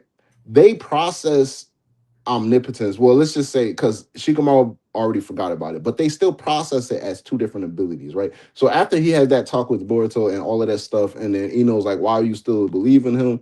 Remember when Ada pulled up on Shikamaru at the balcony, and before she started coming too close, Shikamaru was worried. He was like, "Bro, can't we just have this conversation over my transfer because she's about to have a heart racing. I'm about to start thinking crazy thoughts." And Ada's like, hey, I like it honestly with just little flirtish moments between the two. Obviously, Ikimoto's doing that, but it's just he's aware of the power and the ability that this person holds. So Ada has a divinity in terms of power. Now, there's no for sure way with omnipotence access with omnipotence active to pinpoint Ada as being the source of why people process Boruto as Boruto, Kawaki as Kawaki. Yet there is a correlation to where, at the very least, someone in Shikamaru's mind who's understood with the last 3 years, these two girls have they're the reasons why they're even at the house because these two girls are immune to Ada. Like that's the only reason they're even there watching this motherfucking shorty, right? If they are the only two girls saying some weird shit in the village, and let's just keep it a being. We don't. I know we accept pilgrimage, all, but all this crazy shit wasn't happening until we started getting Ada, the Kawakis, and the Daemons. So like prior to before Naruto was gone, like you know what I'm saying. All of these weird things. Two and two, the moon had an eye on it 20 years ago. Like all of these weird shit should just be popping up. Shikamaru's brain to be like, okay, I should at least question this now. Not as so like because I see a lot of people underestimate omnipotence, and I'm not trying to do that, and I'm not doing that because I know they're like the divinity of omnipotence is something to not play with. And as far as like the word itself, this is why I'm like not really mentioning it too much. You got to operate around the consensus. Like the only thing they have in their minds is that Kawaki is Boruto, Boruto is Kawaki, and Ada has a love ability. So just take it's like one of those word puzzle games. Just take three things and complete this 8-word puzzle. You know what I'm saying? So just take these three pieces of the whole picture. Boruto is Kawaki, Kawaki is Boruto, Ada has a charm ability. someone with the 200 IQ, maybe I'm overestimating at this point, but I believe someone with the 200 IQ could take those 3 clues and figure out at the very least that Sakura and Sumire know more to the picture than what meets the eye. See, Well, I feel like it it just would goes. take somebody like Amado though, because like even Amado, he's starting to question things like, hey, this like my signature is one of Amato, the type of person to get the accolades. It's like, bro, but is he really hooping though? The nigga had the literal facts in front of his face though. Plus, I feel like Amado's situation is closer to Koji because we gotta remember he has cameras in Yeah. Kawaki's eyes. He saw Omnipotence activate. he got all this. He not really hooping. So even with that, even with taking him off face value, he still has records of that. But I think Uchiha, I think we're giving humans too much slack because we gotta remember this is a god ability to rule over mortals. if anyone could figure it out, it wouldn't be that ability. I think it's just so overpowered that we can't really what's the correct word? We can't really expect everyone to figure this out. Look at Sasuke. Look at Momoshiki. Momoshiki is known to the higher ups that he's in Boruto, right? He's in Naruto's son, Momoshiki, right? Yeah. And that only Boruto's son can have Momoshiki. Sasuke sensed Momoshiki. And even that wasn't enough to fully. Yeah, he still doubted Boruto's identity. Yeah, and that was early. That was 10-minute Sasuke being affected, where Sasuke could still kind of try to figure it out. This is them after 3 years after all of the Omnipotence updates. We're on like version 26 now. So, but when iOS 26.8. But when I bring it back to Amado, when Amado be the one person who would have some type of idea that it would have been Ada, because isn't he the one who provided them with the cells from Shibai? Yeah, but that nigga dumb. He thought the whole thing was a love ability. Yeah, he thought charm was omnipotence. Yeah. Omnipotence itself doesn't stick in human minds. I ain't gonna lie, I'm gonna start calling Amado stupid, bro. My fault, Ryzen. I just had to get that out there. Even Amado couldn't correlate it, and he's the guy who gave her the power. And he even said that I don't know what happened. I just believe my memories have somehow been altered. I can't prove it, but I believe that I'm smart enough to be the only person who can do this tech. So even Amado, the whole creator, couldn't correlate Ada to that power. Yeah. So if Amado he doesn't even know about omnipotence yet. So we can't really say that they can figure it out if omnipotence specifically makes it way too hard to correlate that Ada's in charge, and like to like correlate it with charm is just too next level big braining it. Because even Shikamaru, when he heard Ada, omnipotence didn't just erase the concept of omnipotence. It kind of muddled the fact and hit Ada's effect to the situation, to where even Shikamaru is saying, I gotta believe with no proof. He didn't say Ada did something. I don't remember what he said she did specifically, but I know the causes with Ada. No, Ada was completely rewritten out. Yeah. He just knows I can trust Boruto. It's something to do with Kawaki. So it just becomes something that it's just such a broken technique that we can't expect them to logically think this through. They gotta go the Sasuke route. They gotta go the emotional anchor route. They gotta go the Mitsuki route, where emotions trump facts in people's mind. Or your mind can be telling you one thing, but your heart can be telling you another. I'm gonna follow my heart. I think that's the way to get through omnipotence, through love. Yeah, true. That's I ain't gonna lie. I would say this though, low-key, I think that way is harder than because Shikamaru did say, objectively speaking, if we literally just swap places in my mind, shit starts to make sense. With no omnipotence need, if people were just to say, hey, just write it on the board, everybody walk past it every day. Objectively speaking, guys, swap Boruto and Kawaki in your mind. The shit makes sense. Think about this. Why did he start finally thinking about it objectively? Because he hates Amado so much. Off pure hate, he believed Amado. Yeah, that's Shikamaru being emotional and just saying, yeah, I just hate Amado so much that what he must be saying, as outlandish as it is, must be true. Has to be true. So he did have an emotional catalyst to even be able to think logically. I think it was. I don't even think that was what got him to think logically. I think the Amado thing was enough to get Shikamaru. Because if you think about it, part one, Shikamaru, that nigga was damn near borderline Donzo. So it Yeah. wasn't until like that's how much hate he got for Amato. Because if it was not for that Amato scene, he would have never hopped on the mind transfer FaceTime with Exactly, Boruto. because Sarada, No what did words. Sarada and Sumire do multiple times? They said Yeah. the same thing. He couldn't get out of his own mind to believe them. Second enemy number one says it. He's gonna go on his hate train for Amado and And consider then it. and then that conversation with Boruto led him to think, Cemented it okay, if exactly. I objectively swap y'all places, it do make sense. But that doesn't mean you have to believe it. So people have the power to objectively like, reverse their places if you just tell them. Like you don't even have to bring up the jutsu or just be like, objectively speaking, right? Someone who knew them both. If you were to think Boruto is Boruto, Kawaki is Kawaki, how would you feel right now? Like someone might be like, well, shit, low key, But the see, the that's the behaviors problem. probably don't match up, but hey, But see, it's that's the whatever. problem. That's the problem. Shikamaru has a block right now, so he can't mention Ada. So the only thing he can really say is, "Hey guys, I'm your Hokage. I'm gonna need you to trust me on this one." Boruto is Boruto Uzumaki. Somehow they switched places, but I have no proof, so you just gotta believe me. We Yeah. saw that No, from well, the not obviously beginning. not in a room full of like the objectively it was only gonna work with people who knew personally both Boruto and Kawaki. So that way it's like you don't have to believe or not. Not even saying like you have to act off of this, right? But it's within Shikamaru's lot because the fact that he spoke it himself, he's like, well, shit, if I just think you're Naruto's son and Kawaki's the traitor, a lot of other stuff do start to make sense, And right? that's So you just find a handful of people who to like know both of them. They probably might say the same thing as Shikamaru, but they probably won't, and that's act why off of those beliefs. I think the Ino and Sai situation will be mediated by Inojin. Because think about it this way: Boruto does not trust Amado, not Amado. He doesn't trust Koji right now. He heard Koji had a plan. So if Kobu's about to get murked and Boruto saves Kobu, Inojin will start to feel a certain type of way. Why is Yeah. Boruto the enemy saving this dude who wants Boruto dead? The real traitor wouldn't do this. I might have to Yeah. trust him, and Do that they might ever remember Kawaki saving anyone back then? So nah, exactly, and that might be the other catalyst to than get Himawari. Sai But and Ino on their side. Because if Inojin's on Boruto's side, the parents will choose to trust their own child.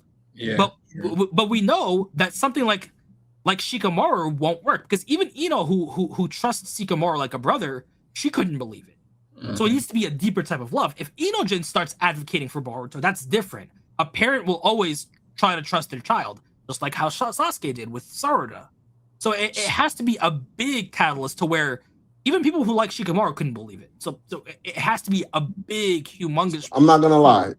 At this point, going into chapter 30, I think two of my craziest theories are becoming more and more not less and less theories and more I say predictions more so like is it gonna happen, won't it happen? Because I remember like I was like, bro, like they can really do a civil war, right? It is a whole civil war possibility, right? And I then think that'd months be later, they 100% did We the possible. talked whole about this Boruto's like like, 3 years ago. That's crazy. yeah, and then months later, we got the chapter Boruto told Kawaki, oh, if I'd have come up with the truth, the village might be split. I was like, hey, look. And then remember, weeks ago, I was telling y'all, I'm like, look, if we want to kill some important people, we need to start looking at Lord Kobu. And now the niggas on the chopping block. So I think we might be pushing. And now you bringing up the Eno stuff. Let It's like Let's so bring many, up it's this like brother chapter versus though. brother, mother versus child. Civil War is happening, bro. I'm calling it chapter 50, Boruto Civil War is happening, bro. Ooh, I agree. I agree So 100%. I'm But calling it, man. also, to talk a bit about what we think is going to happen in the next chapter, I think there's only one logical solution to get these Oh, Mamushi clones under Kobu's control. dead. Oh, my fault. Go ahead. Yeah. I don't think Kobu's going to die, to be honest. I think he'll get saved. Either he'll die and it won't be Inojin's fault because I don't think Inojin has. No shade to Inojin. I don't. He's not built like that, Jump unfortunately. off the roof, like Cody said. Jump off the roof and swap shot. Oh man, yo, talking I about wish Koji. I used to wish for Inojin's death. I Oh don't my. anymore. But He can I die. don't think Kobu's gonna die. I think if he does die, it'll be a situation to where Inojin didn't cause it. I think he'll get saved.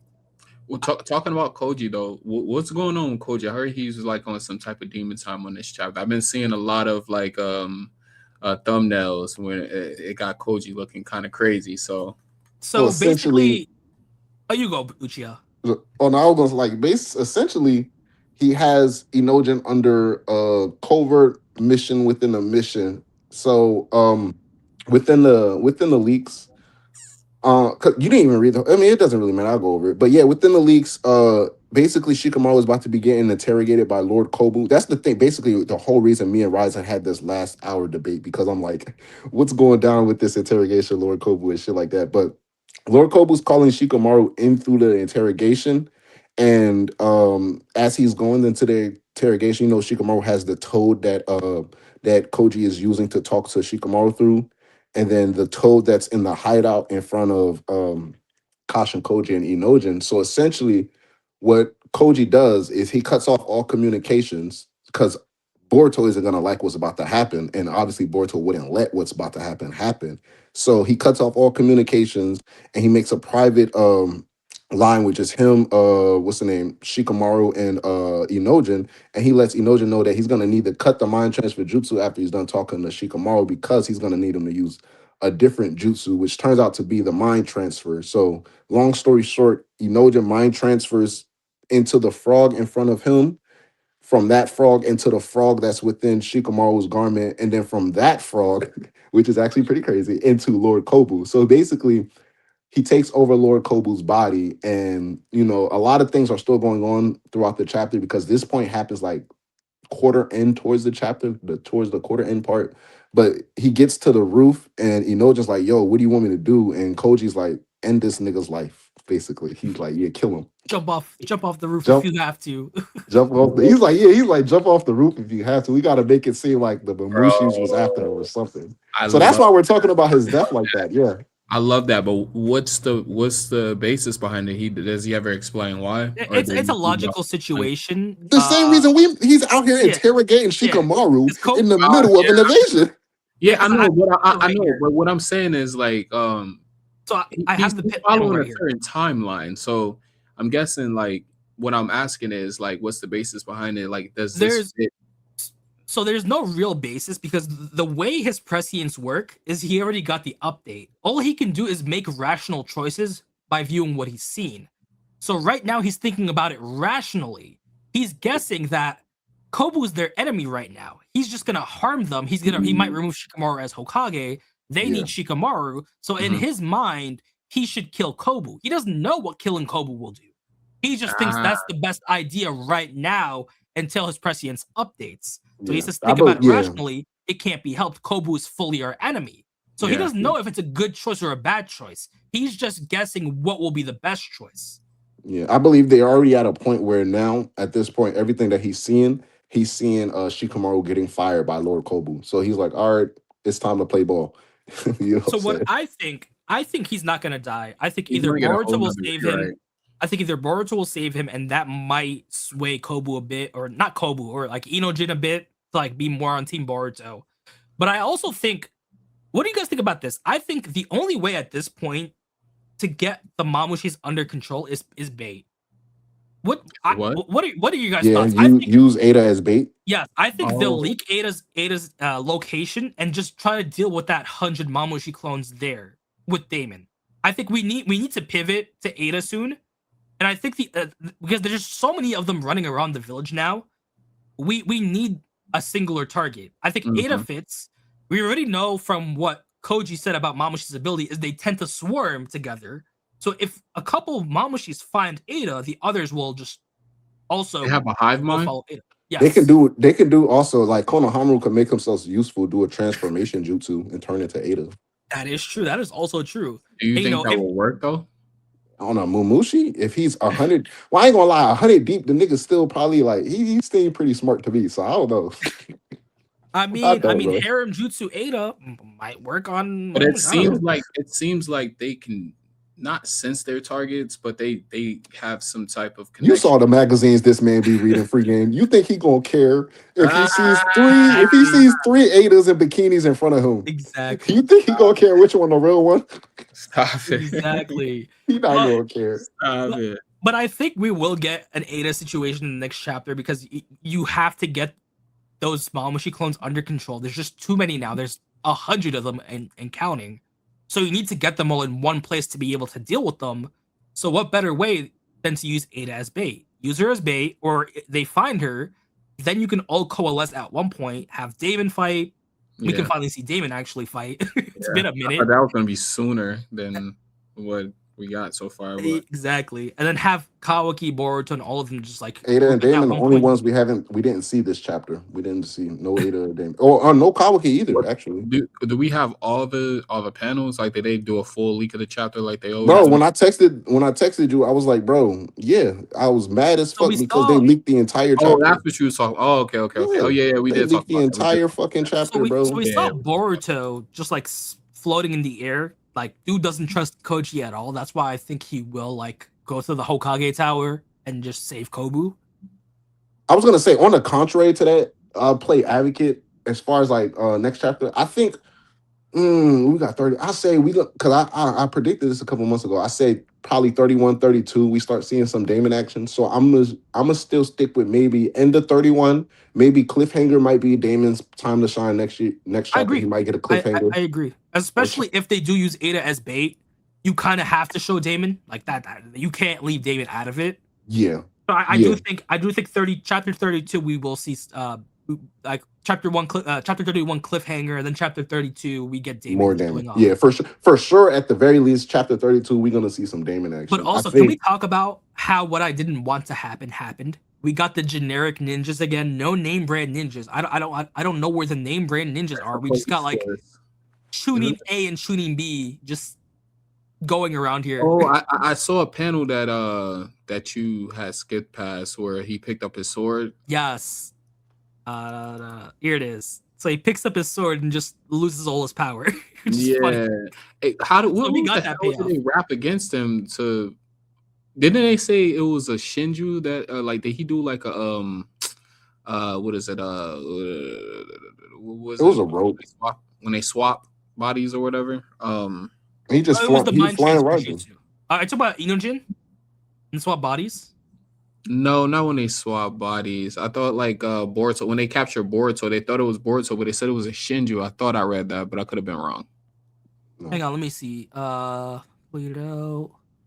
Shikamaru, everything okay? We got him direct hit.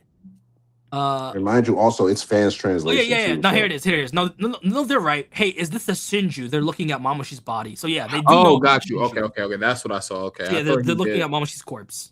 Yeah, okay. I thought he did like a Well, wait, guys, I just realized something. So dumb.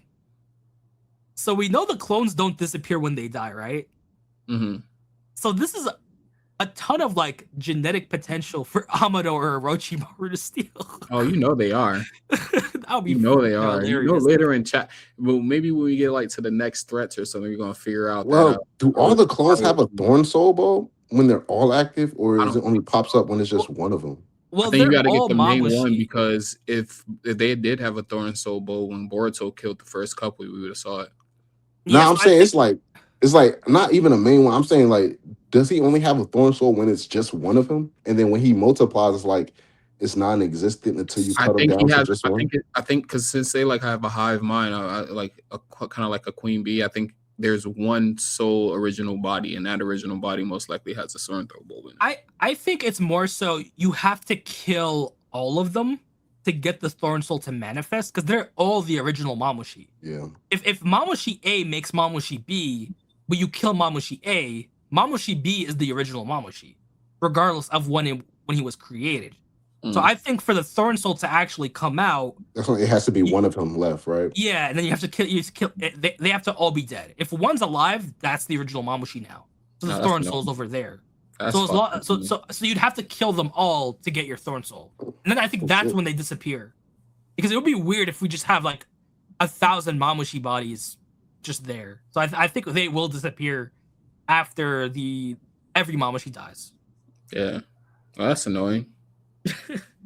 That's fucking annoying. What else we got in this chapter, though? Pretty much just that. We got the Kobu interrogation scene. We got Sai being pissed off for some reason, even though Inojin is a ninja. He should be following his Hokage. So we got hypocrite Sai. Everyone's a hypocrite with their kid. So we know Naruto wasn't on his like dumb shit, because everyone's doing the same thing he did, trying to protect their kid. And then that's it. Kobu's death, potentially, and then other stuff. I thought I saw something where it looked like Kobu was getting attacked by Shinju, though. Am I tripping? Yes, so it's this chapter. Do you know where I can find a woman named Ada? So Mamoshi asks Kobu Inojin because uh because Koji wants him dead. He attacks Mamoshi using the toad, and then Mamoshi says, "The hell are you doing, you bastard? You want to die?" And then Koji says, "Good, this will do," because he antagonized Mamoshi so he can kill Kobu. And then Mm. the final sentence is, "One can't be choosy when fulfilling goals. Oh shit. Will Inojin act on rationality or morality?" So it's Yeah, kind I of like didn't that know. Kawaki Boruto situation. Will you be like Boruto, who everyone that's not an Otsutsuki or a Shinju is worth saving, or will you be like Kawaki? I'm gonna annihilate a threat. Yeah. I think Inojin's gonna side with like Naruto and Boruto's mentality. Yeah, regardless of what's going on, I'm not gonna kill this life, even if Himawari is in danger, which would be really funny if Koji says, Inojin, no, if you don't kill him, Himawari dies, and then Inojin just kills him. I would respectfully lose respect for him if that happened. So I hope he stands by his morals. Nah, he's gonna die.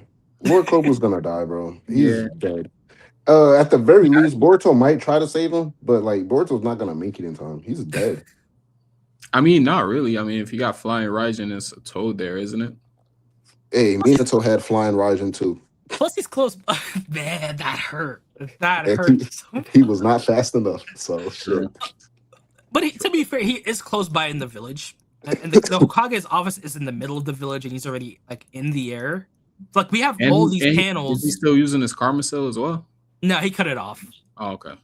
I So think it's gonna work. I think it'll work if, like, bro, we see Lord Kobu, he's about to die. Then, oh snap! It looks like Boruto's saving the day, and like, oh, typical Boruto, he's the new Naruto, he's the hero. And then, boom!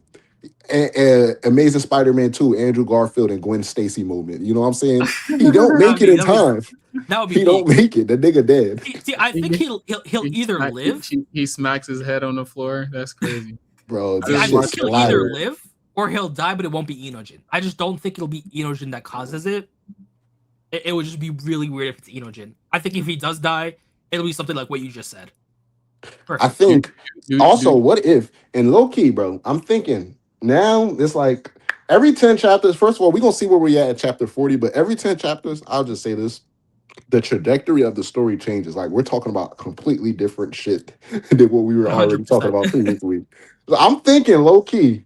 I don't know. I know niggas been predicting this, but now I'm under the like it's not like a oh snap random. It's gonna be a gradual build. It's gonna feel so natural that we're not even gonna like think twice about it, as opposed to it being like a plot twist. Like Koji is gonna be the main antagonist for Boruto, but it's gonna be so gradual. Like it's gonna be like chapters from now. It's gonna go from like, oh, I don't trust Koji to like, nah, low key, let's do this, but don't tell Koji. To eventually, we ain't fucking with Koji. And then the next chapter is gonna be like, hey, we about to attack Koji. Next chapter, you know what I'm I saying? feel Like like he's gonna be antagonist for this I guy feel like Boruto. it'll be more like anti-hero Mhm. because at the end of the day, Koji still wants the world to survive.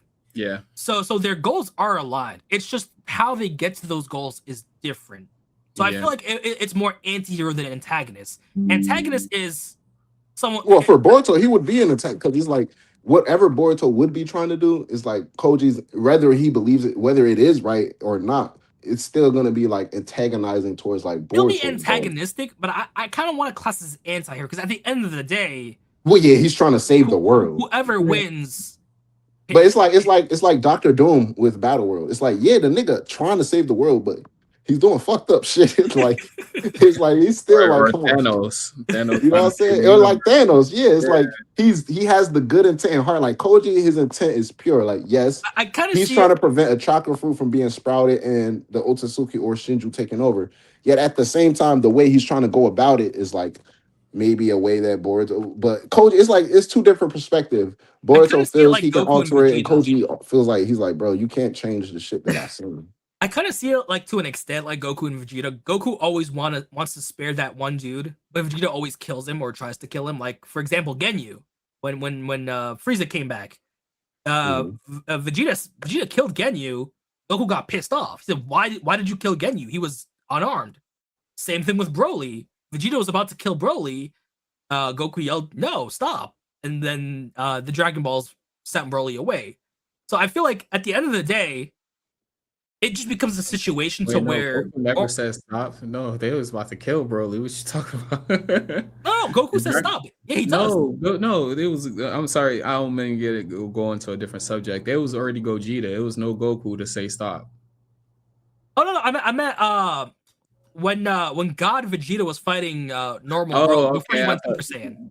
Yeah, but when the Oh yeah, I mixed Dragon them Ball up. Yeah, I took him mixed them up. away, The Dragon Balls were after Gogeta.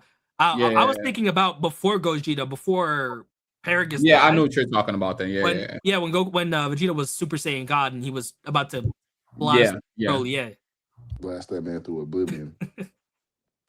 I think it just becomes Boruto not wanting anyone to die to make this good future. So it'll mostly become Boruto tweaking Koji's plan. The only way I see Koji becoming antagonistic with Boruto is if he believes killing Boruto becomes the best timeline.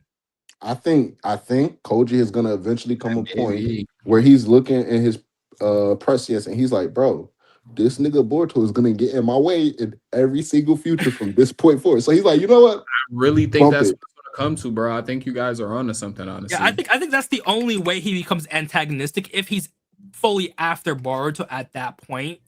The only reason why I'm a bit iffy on it is because it makes it seem like Koji's actions so far and what we have in the flash forward, it makes it seem like Kawaki's still at the end of the day the real enemy. And the way Boruto says, I guess this was the only possible outcome, it for some reason gives me Jiraiya Like death Boruto and scenes. Koji fought over something, and now Boruto realized Koji was right. Yep, I know exactly where you're going. Like Yep. Koji's deathbed, like saying, "Yeah, Boruto, I know you want to save Kawaki, but this is gonna happen, and this is gonna happen. You might have to harden your heart and kill your brother, or at least fight him." And it's this panel that's just giving me those vibes, especially when we go back to the flashback of Boruto meeting Koji, and he says, "Under no circumstances will I kill Kawaki," and Koji's kind of just like staying silent. So it makes me think that regardless of the differences they have, even if Koji like maybe even works with Kawaki to an extent, I think at the end of the day, Boruto is still going to be the one that's needed, and it's gonna go back to where Kawaki, what will Boruto choose? Will he choose to listen to Koji hypothetically and try to kill Kawaki, or will he try to save his brother, try to find common ground again, and stay with his ideals? So that's what I'm really interested in, because it seems like from the feeling I'm getting, it feels like Koji is pushing Boruto to potentially make that choice against Kawaki. Now that you say that, I will say this. I'm having like a real-time update, like a prescience of my own right now. I will say this. I believe that their relationship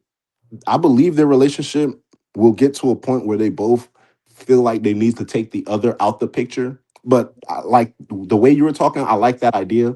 I still like the idea of Koji entrusting his dying wish to Boruto and it being a whole thing where it's up to Boruto to follow the last possible path that Koji foresaw, or to follow his heart in the path that he believes is right. Yes. So I do believe that's actually good, but I think it would be better if they have a character story arc where it's like with Boruto's second sensei master, I guess you want to call it, because Naruto had his Kakashi and then he had his Jiraiya, right? So with Boruto, I would say like Koji is more like the Kakashi for him in this case, where Sasuke is the Jiraiya. But for this one, obviously with Koji being Jiraiya's clone, it can be like, they build this relationship, this long-standing student-master relationship that we all wanted since part one. They got it, we have it. Now we see they're playing. Sensei, though. That's one thing. Sorry to cut you off. Like, well, technicalities aside, yeah, we know. But I agree. I mean, to be fair, Naruto never called him Jiraiya Sensei. Yeah, he called him Pervy Sage the whole time. So, but Uchiha, I agree with you 100%. But just for the memes, wow. You didn't even mention Konoha, not even a sensei, bro, not even a 0.5 sensei. We're not even going to do that. We're not even going to do that. But it's like, hold on, wait, what's the name?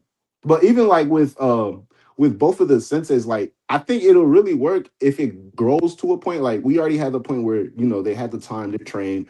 Boruto learned whatever he learned from Koji. Now they're actively running missions together. Now the seeds are being planted. Like, oh shit, these two aren't on the same page. I think in the next 10 chapters, we build to a point where, like, damn, Boruto feels like he needs to kill Koji, and Koji feels like, okay, he saw a future where he doesn't need Boruto, so now let's kill Boruto. And then it goes past that point to the point where, like, nah, they both eventually realize they ended up needing each other. Like, not your typical, I don't want the typical, like, we already got the bond, the blood bond with Naruto, with Sasuke and Boruto. Like, we know, like, that's his master. That's the dude he idolizes, he wants to look up and to be like. So I don't feel like he should view Koji in that regard. I feel like he should view Koji in the sense of like Business. respect Yeah. and regret. Yeah. Like respect where like, yeah, you taught me all of this shit low key. I have no choice but to respect you. And regret also is like, maybe our relationship could have been different while you were alive if I would have looked at things differently, So not like the perfect relationship, but more so like a complicated relationship to where like if niggas still talk bad on Koji's dead body, Boruto's gonna have to spin the block. Like, who's speaking on my dead man's? You feel me? Like it's still gonna be like that. I agree 100%. I think the pivot point to seeing if that happens will depend on this next prescience update. Yeah. Because it just depends on what Koji says. Because up to right now, Boruto is the one thing they cannot lose. By him saying this, that kind of alludes to they can lose other pieces and they'll be worse off. Not But as kind long of as they that. I have, lose too. It's proof of this chapter. He's like, yeah, we lose. I'm just being nice because as a joke, I said that means if Kawaki dies, there's still a chance. But if Boruto dies, there's no chance I want shit on Kawaki. See, my plot armor, my headcanon plot armor for Kawaki, and it's just me like, I'm a nice guy, So my headcanon for Kawaki is that Koji did say Boruto needs to be alive in order for Juro to die. However, he didn't say Boruto was going to be the one to kill Juro. So my plot armor headcanon is that Kawaki is the one to kill Juro. However, Kawaki can only kill Juro in a world where Boruto is alive. And that can 100% work. Yeah. And for all we know, this can change. He might not be that one thing they cannot lose anymore. I think your theory completely works. If Boruto changes the future so much that Koji does get an a prescience update, and he doesn't necessarily need Boruto anymore. So I think the pivot to Koji's plans will be a new update, because right now Koji's only working with Boruto because he needs to, not because he wants to. It's because that's his only option. The update's going to happen to whenever whatever Enojan decides what he's going to do with Kobu. That's when. I think Koji definitely has some more. He has more character growth to undergo. He has a whole lot more, because if the whole like Boruto's the star of hope and Koji's the star of change, and I feel like, yeah, man, I ain't gonna lie. I started off like my original. I was like, yeah, man, I think they might end up killing each other. I still think Koji should go the antagonistic route, but like you said, bro, they're gonna end it off on a somber note. I think that has to be the case, but it has to get like bad. Like, you watch Game of Thrones? No. Like enemy of my enemy. Like sometimes. You be opposite Game of Thrones, and you be like, yeah, the next time they see each other on screen, these niggas are killing each other. And then 2 seasons later, they fighting on the same side of the war. So, like, I think they need to get to that level of like, well, yeah, don't mention Boruto around Koji, and don't say anything with the letter K around Boruto, because they're going to get heated, know, and then eventually they come together, and it's like a somber ending to their relationship. Because right now, we're just really filling in the gaps. We're still in a flashback. So all we know so far is, along the line, we know Boruto's still out here kicking. It can be alluded to that Koji's either dead, incapacitated, or just not here. We know the village is destroyed. We have Boruto alluding to outcomes. So it's going to be really interesting to see how that pivots, because if Koji is still alive here, then that means Boruto had prior knowledge potentially. And he even says, can't believe you went this far. For all we know, he could have been told this would happen, and he didn't believe it, and seeing is believing. So now he realizes, okay, hypothetically, everything is going exactly like hypothetically Koji said. So it's gonna be really interesting to see if that's a fight situation. If that's Koji dying, maybe possibly to Boruto, or being in a fight, and Koji giving him one last warning. that, this is it. Don't mess it up this time, you brat. This is your last possible chance for a good future. Maybe. I don't. We'll just have to see. And I'm kind of excited to see. I always said that out of the two people who really have to die out of all the characters, is going to have to be either Koji or Ada. They're just too broken at this point. Yeah, exactly. And you can even say both, because I still kind of think Ada will die. Sure. I know that's not sure. I'm just saying, like, if it doesn't happen to where it's both, one of them has to. Yes, I agree. And I know it's not a popular opinion, but I'm still on Team Ada's death. I still think she might be a casualty. I do too. In this arc, it's just because Boruto's been kind of Ada supremacy. we know Uchiha's stance on this. We'll just have to see. Got my blue and purple lights. I'm raising them in both hands. Ada supremacy. It's gonna be really interesting. Ada, bro. I love Ada. Like, wait, guys. What would you guys think to a fake out where Damon's the one who dies and not Ada? Why? Okay, so why would man? That's always my favorite character, bro. This is that's why it's whatever. But that's like a great thing about the series. Like, sometimes your favorite characters have to go. Ain't no sometimes, bro. It's always the niggas I fuck with that's in the controversial topics when it comes to Boruto. I'm just gonna say I didn't lose any sleep when Asuma died, so most of my characters are alive. Asuke's in the tree. Sarada, like, sometimes they love her, sometimes they hate her. All of a sudden, before my very eyes, everybody wants Ada dead now. I don't know why. Nigga, like, we went from everybody was calling Daimo and Himawari ugly to now it's like the smallest things with these characters. Everybody has a problem. Like, everybody I rock with. It's like, I can't even, like... the reason why I think Ada has to go personally is because no Shinju has devoured. That's the thing. Yes, exactly. And I hate when people say that because, like, that's such a valid point. That's why I hate when niggas bring that up. Like, no Shinju's completed their goal. I'm like, fuck. But Uchiha, the only person you have to blame that Ada, it could be a possibility. Like, say they do it in a way to, like, where Ada actually survives, but she gets what she wants because she doesn't want that charm ability. Maybe when, like, the Shinju die and they defeat the Shinju and stuff like that, she come back, but she doesn't no longer have that charm ability. And wait, she dies and her omnipotence is like she comes back normal and she comes back normal. What the fuck? That would be crazy. Wait, guys, have you guys ever played Final Fantasy VII? The original one. No, dang. If I ain't played Final Fantasy in years, god damn. Do you guys care about spoilers? Nah, not at all, because I don't. So one of the characters, Aerith, dies, but she helps Cloud in, like, the little live stream thing. So what if Ada dies, but later on comes back through Chakra and helps Boruto in, like, a final battle? Some Obito shit, bro. Yes, and, like, fixes omnipotence and some other shit. Nah. See, I'm a vindictive person. I need her physically in the story so she could end up with my nigga Mitsuki. They could live happily ever after. See, I'm a vindictive person, so I'm on the train of let her die, let her shrivel up and die. That's crazy, man. I'm very biased. As much as I'll be like, bro, we gotta be very, like, I'll be like, I'm so biased, and I be wanting. Sometimes I'll be sarcastic because I want people to, like, call me out on it. But, like, yeah, I'm very biased. Like, Ada needs to be alive. She has to be alive.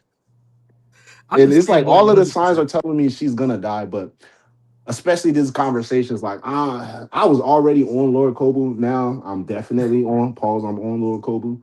I think she's pretty safe. And Damon, he's like, I know niggas been talking about him. Like, he's just too strong for me to believe he's gonna die realistically anytime soon. So I'm not even worried about that. But Ada, man, fuck, bro. They can't. Let's be fair. Let's be fair. Ikamoto has tricked us before. Like, a lot of people thought Inojin was dead. What do you know? Inojin didn't die. Everyone and I was ready to start wearing R.I.P. Inojin on my shirt because he slid for Himawari, but then he came back. So I was like, oh, okay. And then, everyone thought Konoha was gonna die. Right. Didn't die. Yodo died. So, we'll just have to see. Like, for all we know, it could be another fake out. We could have no one die. We could have someone else die. It gotta be Lord Kobu. Kobu won't be the only casualty. So we're under the mercy of Ikamoto. Like, I find that great because he is doing a lot of things that are unexpected. Yeah, and he keeps the story interesting. So what do you guys think is the, like, would be the ramifications if Kobu did die though? Like how would Civil War. Civil War.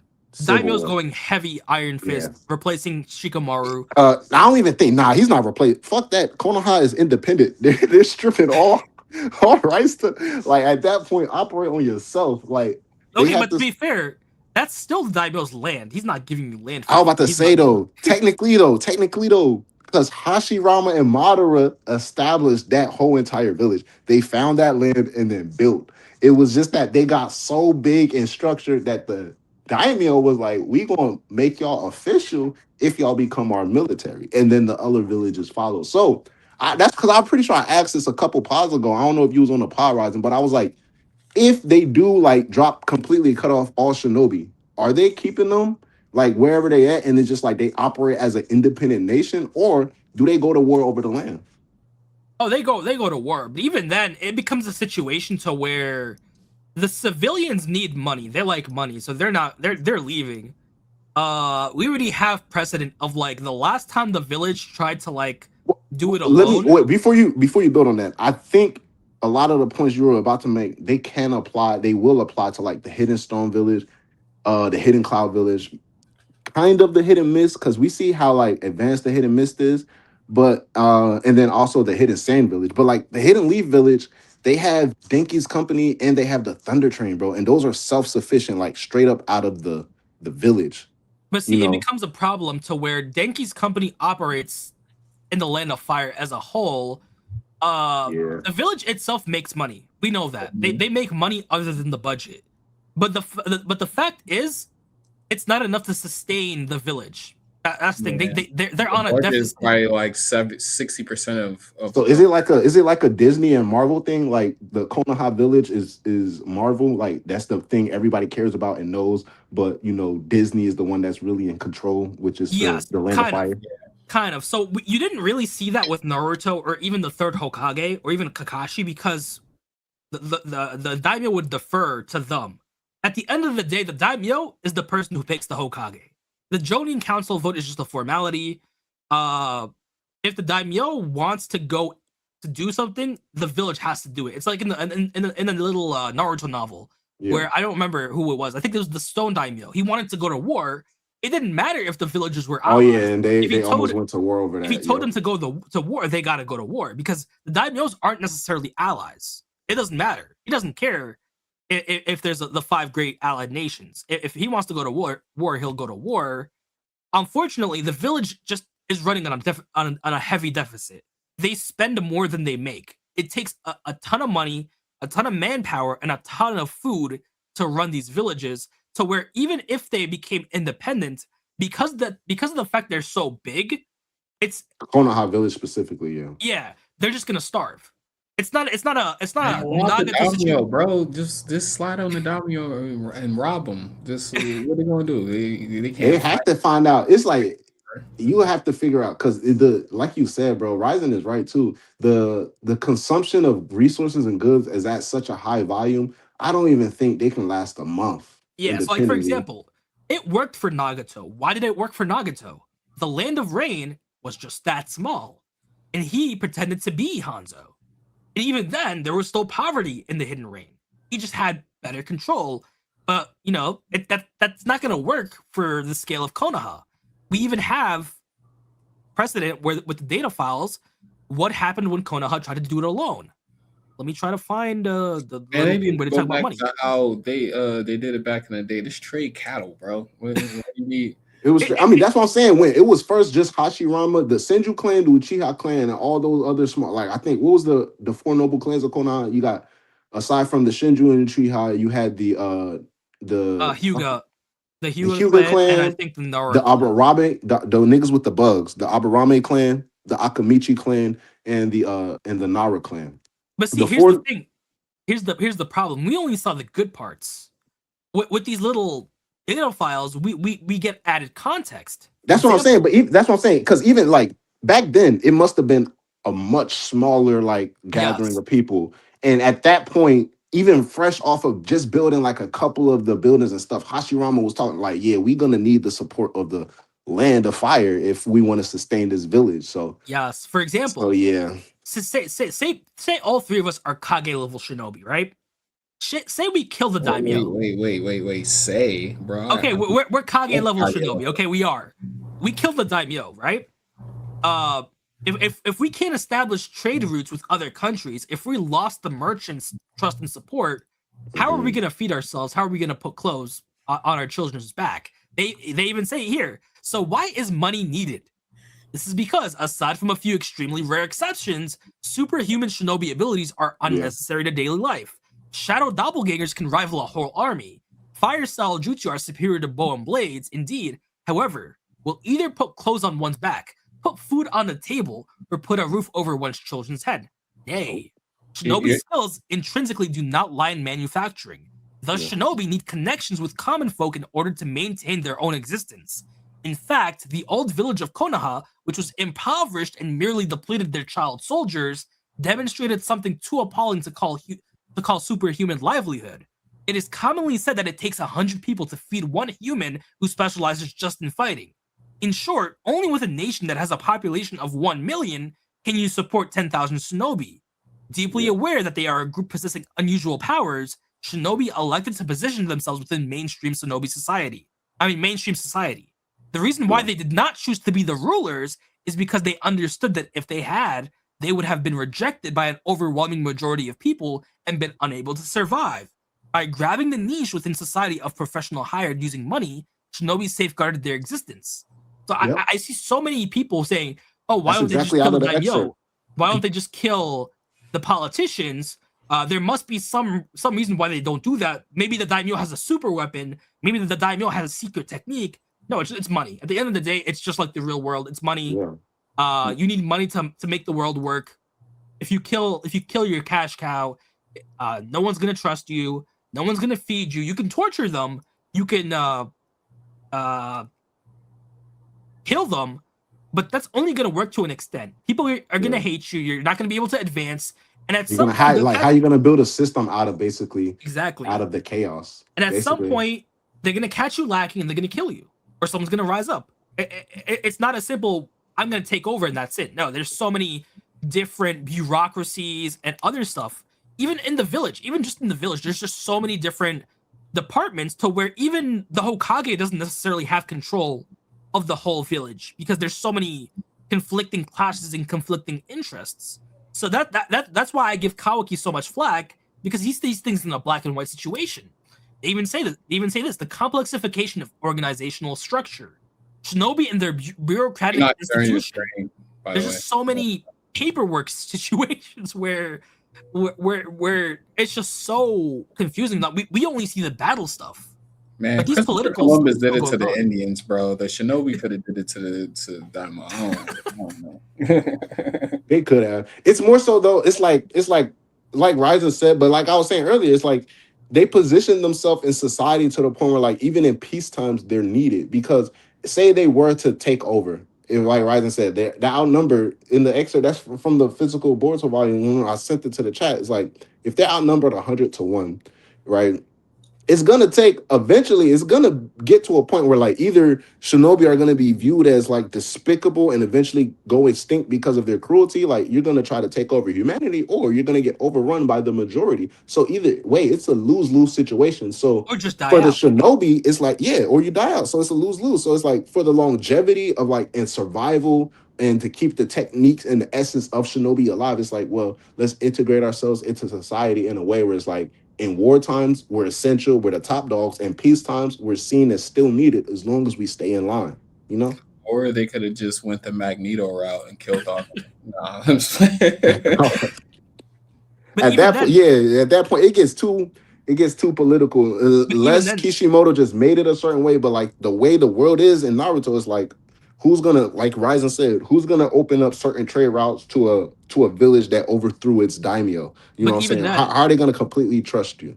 Even then, think about this. Not every shinobi is a Himawari where they spawn with a nuclear power set. Yeah. A lot of these shinobi have to train from childhood to adulthood to be able to use these abilities. That doesn't leave time to learn how to farm, to learn how to cook. Agricultural, engineering skills. So if you're gonna specialize in just fighting, you need someone else who can do that work, or else you're just gonna die out. Your kid's gonna say, man, my dad's strong, but he's poor as fuck. I can't eat. I'm not gonna become a shinobi. I'm gonna The go become an sign literally accountant. says home is this way, and they go the opposite direction because they can't Exactly. read. I've seen Exactly. Kawaki punch a whole bear in the village, bro. They can go hunt. Come on now, like it was time before It would money. go. It would. That's what I'm saying. It could work, but then it would But just the go thing back is- to warring states, to where shinobi just become mercenaries. And at even this then, point. think about it this time. Stuff like What that. about when hunting fails? You're gonna start moving to agriculture. Once you move to agriculture, you're not gonna have enough time to train. You're not gonna have enough time to teach. You're gonna focus on survival. So those ninja tactics die out. Those techniques start dying out. That's Nah. why you need civilians. And it Oh, goes yeah, back okay, to yeah, I hear what you're saying. it Yeah. goes back to the relationship of daimyo and shinobi. Shinobi are in That's why you make the contractual weak shinobi the civilians. They're still shinobi in a way. They still like have some type of power structure. But I ain't gonna lie, I agree with Free Game because like, what's stopping me from like pulling up with a giant Rasengan and say empty the vault? You feel me? Like, Okay, Yeah, like, what about when you waste the vault? What then? all right, then I'm gonna take your 3 smartest motherfuckers. They working for me now with the giant Rasengan in hand. By the Okay, way, when they die.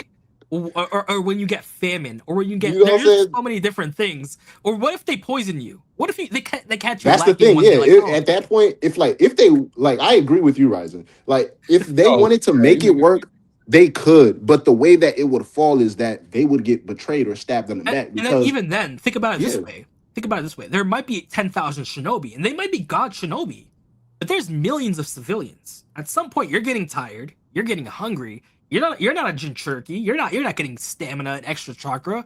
At some point, you're gonna croak, just like the third Raikage did, just like Tobirama did. At and then some just point, take one of them civilians and be like, you know what, fuck it. I'm finna train. I'm finna become the strongest, and I'm finna destroy all. They gonna be on some Kawaki shit. I'm a ninja that kills ninjas. and it just goes back to the relationship between daimyo and shinobi. Like for this, Yeah. shinobi are in contractual relationships with nations, while each hidden village is, in theory at least, theory, a vassal of the daimyo who is its sovereign ruler. In actuality, they are in a contractual relationship of equals, where the village executes the daimyo's will through accepting missions. They gotta Yeah. follow the daimyo's will at the end of the day. Each hidden village is its nation's largest military force. However, it is not its only military force. In actuality, ordinary soldiers armed with spears, katana, bows, and so forth carry out safer missions, such as border patrol and maintaining public order. Think about it now. In these days, we have scientific ninja tools. We have tools where you don't even need chakra to use ninjutsu. So Right. of course, the daimyo is gonna spend a pretty penny to outfit his other soldiers with these shinobi tech, where Yeah. you don't need to be a ninja to launch a Rasengan. So they're getting buffed too by technology. So you Right. have his own personal military, his own other villages that might have a military force. And then it says not all daimyo possess enough funds to continuously contract with a village. Military actions involving ninja cost an immense amount of money. So we can say that, yeah, they should worry about the world, but at the end of the day, they're spending a shit ton of money just to keep them operational. And plus the Shikamaru- shinobis that are loyal to the daimyo, like the Exactly. the- That leads on to your guardian point of shinobis. civil war. That could lead to a civil war, 100%. Of people seeing that Shikamaru might be endangering their livelihood. When the money stops flowing, you get civil war. And It it's just- might be. So it can even be like, what if it turns out into the 5 great ninja villages versus like, because I was gonna say like the ninja villages versus the basically the daimyo's lands, but it's like there's so many ninja villages across all of the yes, 5 great nations. minor villages, Yeah, and all the so many. smaller Plus, villages. we So I'm gotta like, it could remember, even be even within the land of fire. Who knows? Konoha might be the only village who think like they do, and all the other ninja villages like, yeah, we're siding with the daimyo. I'm not gonna lie to you guys. yeah, but we gotta remember that the only daimyo who has a problem right now is the land of fire daimyo. Like the sand daimyo doesn't care, the stone daimyo doesn't care. The villages Yeah. are operating as needed. They didn't care really. It's like, which is why I want to see Kawaki's actions to saying the shinobi era is over, because just destroying Konoha or the land of fire daimyo won't end it. But I really want to see what he specifically does, because there's tons of countries, tons of continents, tons of just villages, and it's really interesting to think about. Continuing on with this daimyo thing, short-term subversive activities are one thing, but a lengthy war where only ninjas are employed would incur a sum huge enough to ruin a nation. So that just puts into perspective how much Kobu and the daimyo are kind of spending on Konoha, and in their mind, they're not getting results. They're spending money to like fund many smaller villagers 10 times over, and they're still not doing their job. That is why small states that do not contain hidden villagers, such as the former land of waves, which is currently making great advances as an economic superpower, must hold to a policy of relying on ordinary soldiers for day-to-day armaments and only hiring shinobi in times of need. Only ninja can counter ninja. However, during this long peace, every daimyo has started wanting to reduce their massive military spending since it's a shit ton of money. You wouldn't want to spend money if in your mind it's not being used to be useful. I agree with that. I honestly think, bro, Daimyo, what I'm seeing so far in the panels that you showed, he's dead. He's dead, and I don't know. I don't even think it will cause a suit because the Shinju was the one who killed him. It wasn't like. Well, that's not the daimyo that's in danger right now. That's Lord Kobu. The right hand man. Kobu, right? Yeah. The right hand man. Yeah, but he's the one who's been like pretty much the spearhead of like, hey, we need to get Boruto, right? Yes, but it becomes a problem where. Oh, you go, Uchiha. No, I was gonna say, just since he came to the village, Yeah, but it becomes a problem that even if you kill Kobu, the problem still stands. The daimyo still wants Boruto dead. He'll just send another person, or he'll just punish Shikamaru for getting his right hand man killed, because we know that when not necessarily, because if you would have listened to Shikamaru, then he wouldn't have fucking got killed. Okay, but if an arrogant ruler is being told he's wrong by his servants, is he gonna listen? No. Say that one more time. I'm sorry. If an arrogant ruler or a ruler filled with revenge gets told he's wrong by his servants, is he gonna trust his servants, or he's gonna double down and say, "Nah, it's not my fault"? You're gonna send them to the dungeon and be like, exactly. Because remember, what did the daimyo say if they fail again? He's gonna hold them responsible. It doesn't matter. He told them to jump. They didn't jump. But I understand what you're saying. But Boruto had nothing to do with his right hand man with Kobu being killed, though. Like, shit, man. At this point, if the Daimo, I keep on saying his name wrong. Daimyo would have just listened to Shikamaru, then the outcome would have been totally different. But the thing becomes, I believe you and I agree with you. But the thing is, what is Konoha's job? They're to protect the daimyo's interests. That means his right-hand man, a political person, if he dies, that means the ninjas couldn't do the job of protecting their guys. That means the Shinju are something that even the ninjas can't defeat. So why is he spending money on ninjas if they can't do the job? Wouldn't he be better off? We can't do the job because you keep on interrupting us while we're trying to do our fucking job. So just let us do what we're trying to fucking do, and then shit like this wouldn't happen. I mean, I agree, but Ryzen, is making sense because, like, no, yeah, of course. If you paying somebody, but I agree though. But like, if you paying somebody, right, like your whole day is different from their whole day. Say you pay somebody to get a job done, and they fought tooth and nail, they lost the arm, they went through trial and error, they lived through 3 rainstorms, and came back and said, "Yo, the job ain't done." You didn't see none of that. All you know is that you gave them $8 million and they came back and said the job ain't done. And me personally, nigga, I'm like, nigga, I don't give a fuck what you say. Bro, I need go back and get the job done. Please think about it this way. If I give you $10 billion to kill Boruto, you still haven't killed Boruto. Now you're telling me you need help with Boruto? Yeah, how am I bro. paying you for then? Shouldn't I pay Boruto? Exactly. So it's like at that point, I money go hire talks. Amado to make me a couple cyborgs. Why am I paying you then? If you need Boruto when I want Boruto dead, why should I pay you then? Because Boruto is the only person that's going to keep you alive at this present moment. So if Boruto's doing that for free, why should I pay you? You said if Boruto is doing that for free. Well, no, because they're paying him to go after Boruto. So let Boruto do whatever the hell he has to do to get rid of this current threat that's trying to kill everybody. Mm-hmm. And then once he's done with that, then go after Boruto. Literally. Right but now, it's the same time. It lets you be like, bro, they're probably looking at numbers more than they are actually looking at the survival of the world. Because realistically, they're like, bro, we just dropped 3 fucking checks And you telling me Boruto is his 5th time in the village and this nigga not in cuffs? Like, Exactly. I ain't gonna lie. I'm looking at all of the zeros. I'm looking at the past transactions. I'm like, fuck, man. Like, I should have You just guys had never even. 3 years to find Boruto when nothing was happening. You Like, still I haven't never should have killed him. sent that bread, bro. And then he even says it. Here's the panel. What is going on? I hear he's been in the village several times. Moreover, you let him slip right through your fingers when you had him in custody. He's one measly rogue ninja. Why haven't you been able to dispose of him already? Please forgive us for this appalling, inexcusable blunder. And then he says, recapture him and snuff him out quickly. Should you fail, those responsible will end up being brought to task. Rest assured, Lord Daimyo, we shall put an end to this in a matter that suits your wishes. I don't care if I'm wrong as the daimyo. I want this. I paid you to get me this. I want this. That's it. Just like what Hamura said, in a matter that suits your wishes. At the end of the day, they're just hired guns. They need that money. He paid them for a job. They didn't do that job. He doesn't care if the world's ending because he doesn't see the world ending. He just wants that guy dead. That's it. And like I said, when the world was ending, they was just playing cards. And exactly. They didn't care. They thought it was a getaway. They thought they got to play cards and eat food. That was literally it. Yeah. Like, right or wrong, it's how politicians work, unfortunately. He's not a ninja. The only one who was keeping him on the side of good was Naruto. Naruto's gone now. Now all he has is bad influences in front of him, so he's not thinking rationally. And, realistically... And he has a lot of pressure. Well, Lord, the daimyo himself has a lot of pressure.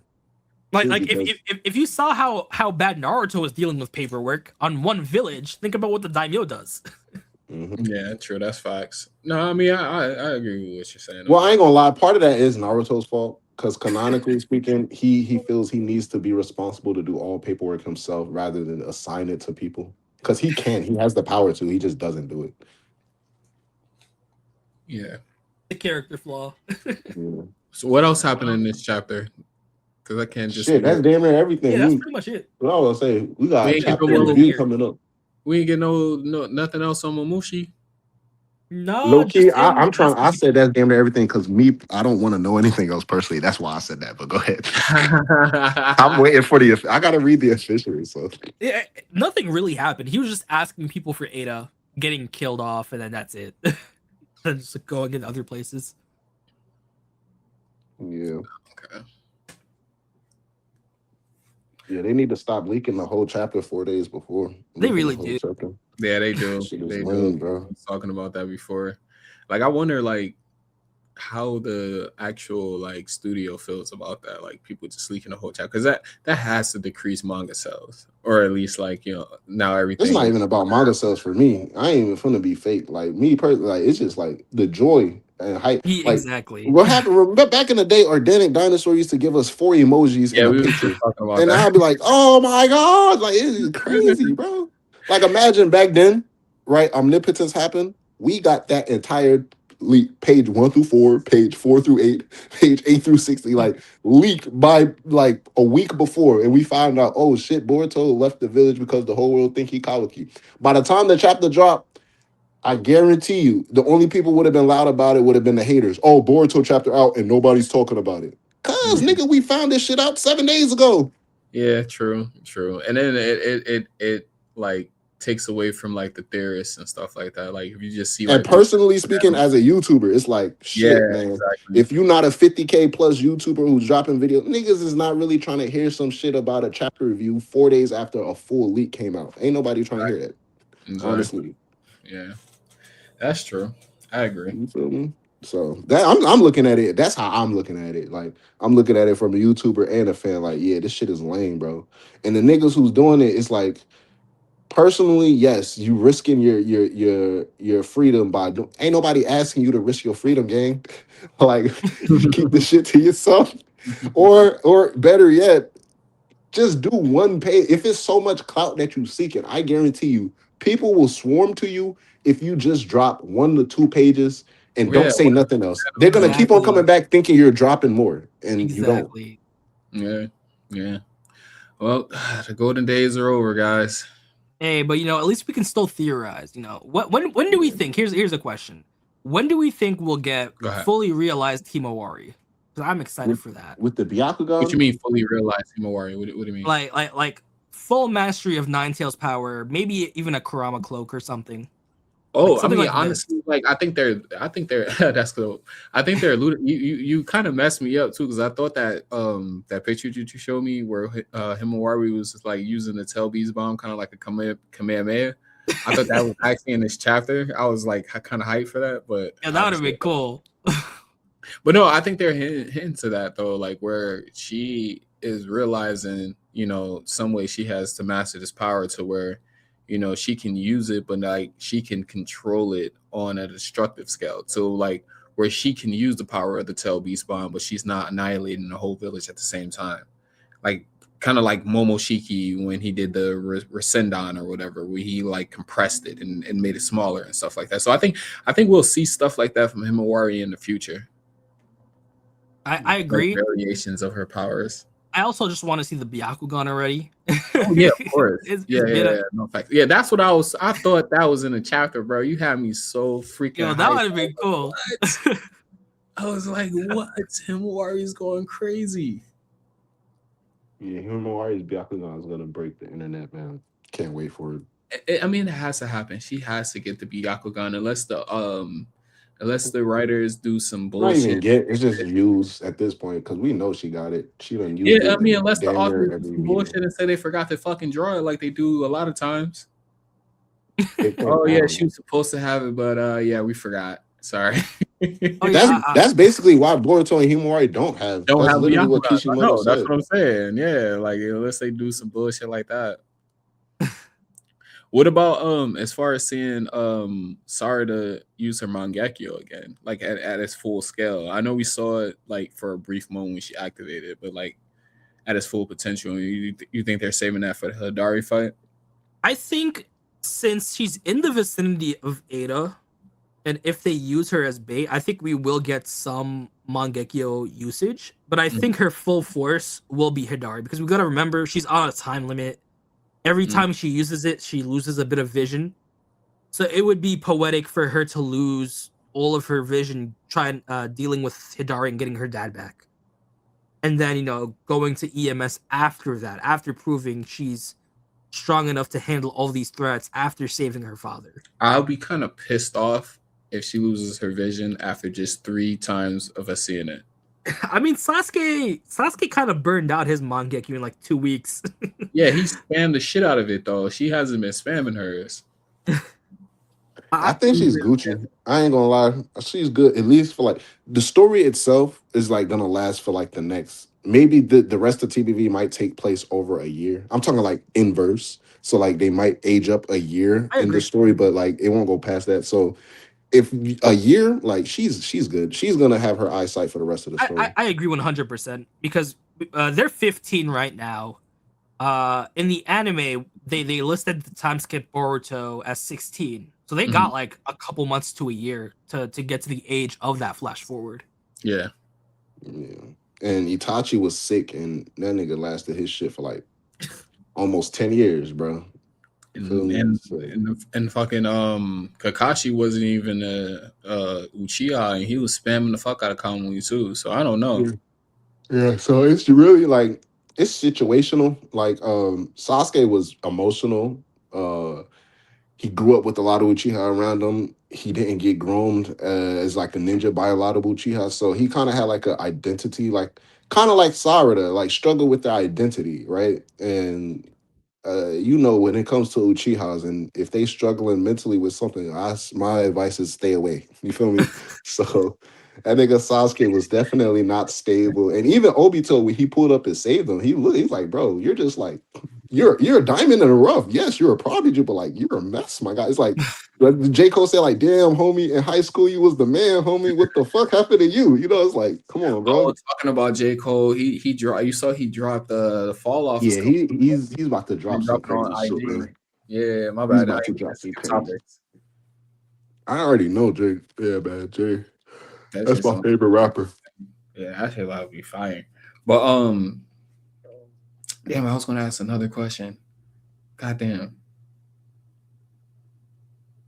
It's out of my. Oh, what do you guys so far? So since we got pretty much the full chapter leaks or whatever, what do you rate in the chapter?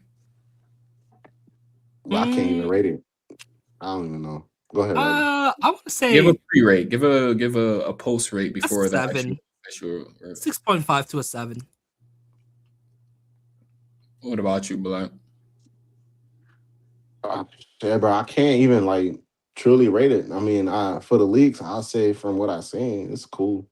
I sound underwhelmed, and it's like partially it's because these niggas leak. Like this is the first time, like out of all of the times, because I know this is not the first time we had the whole chapter leak, but for some reason, bro, this month the shit really rubbed me the wrong way. I'm like, why? Maybe because it's like it's a good chapter, but it'd have been so much better if I read it all of this off of like its first hype.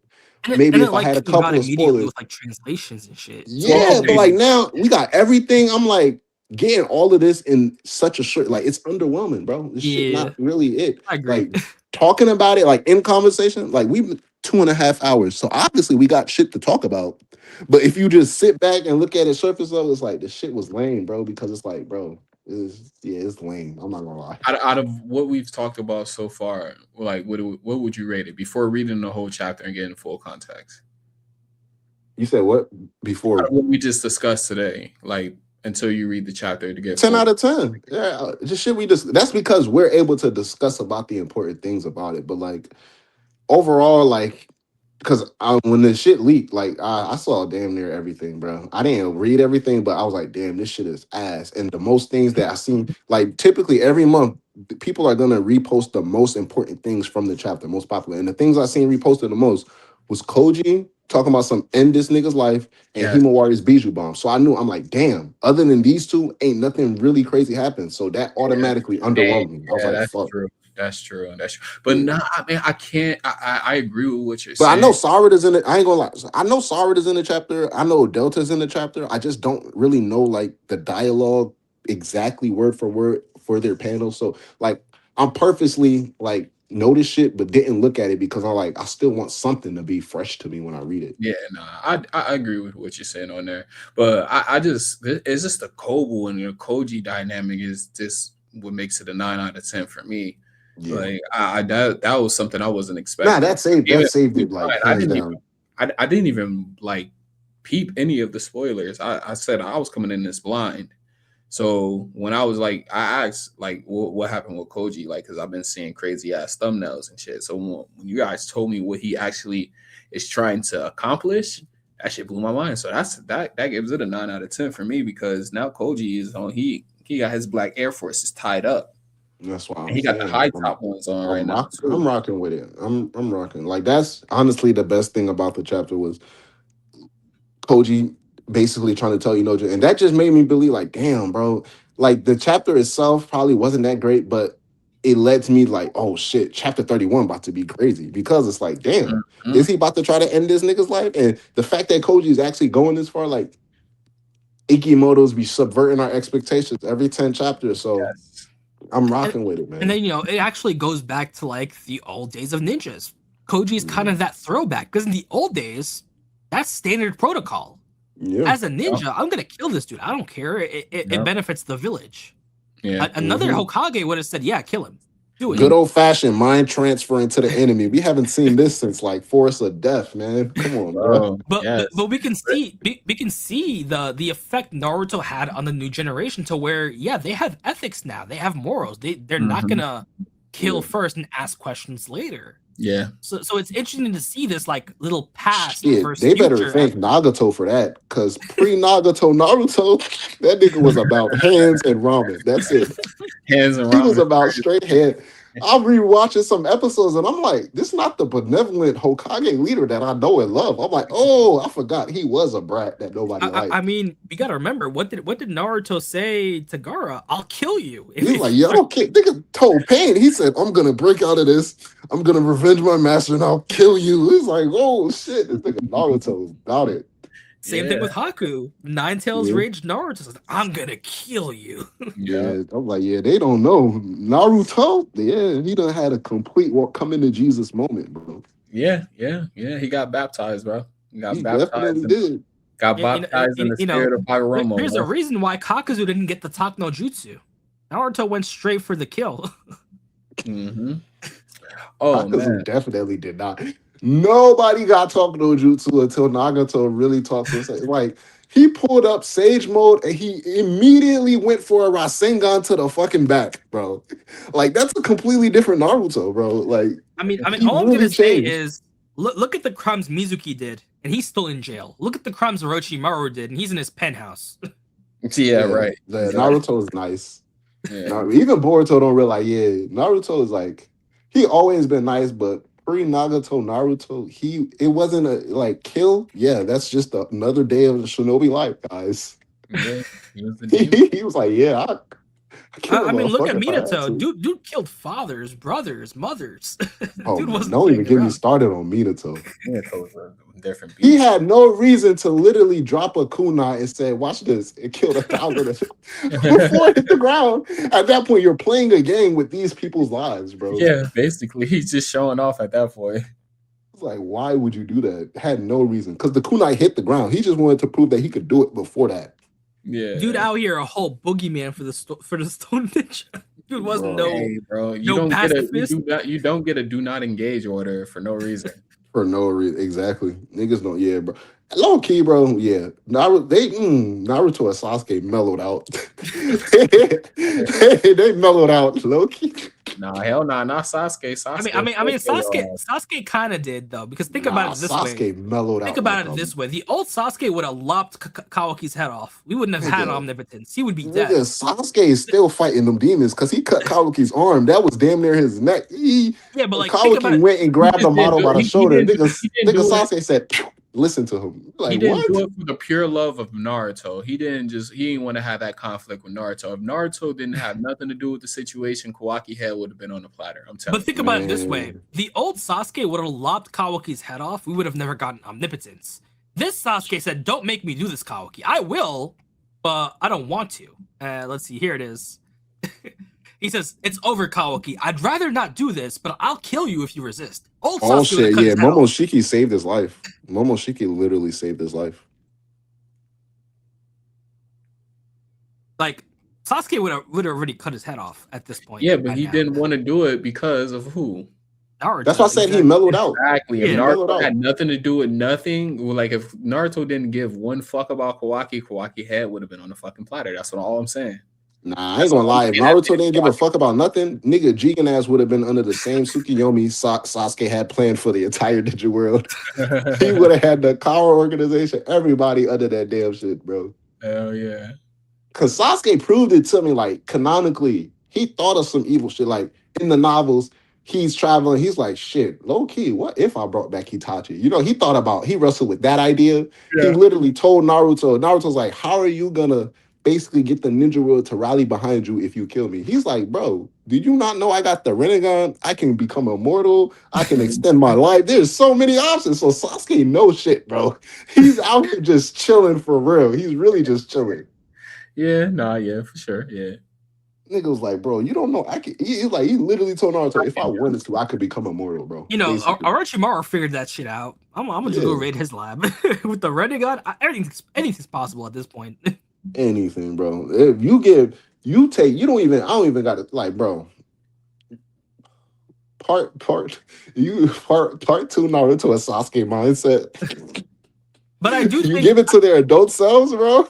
I do think Naruto's idiocy did rub off on Sasuke because, like, dude saw 10 tails. Dude never thought of, you know what? Maybe I should absorb this. Maybe I should send it back to the village. Nah, I'm gonna leave it and just go. Like, dude could have just took 10 tails and avoided this whole problem. He could have, but canonically, I don't know why he didn't do that in the anime or manga. Canonically, I say though, because like in the novels, Sasuke is wrestling with the ideas like.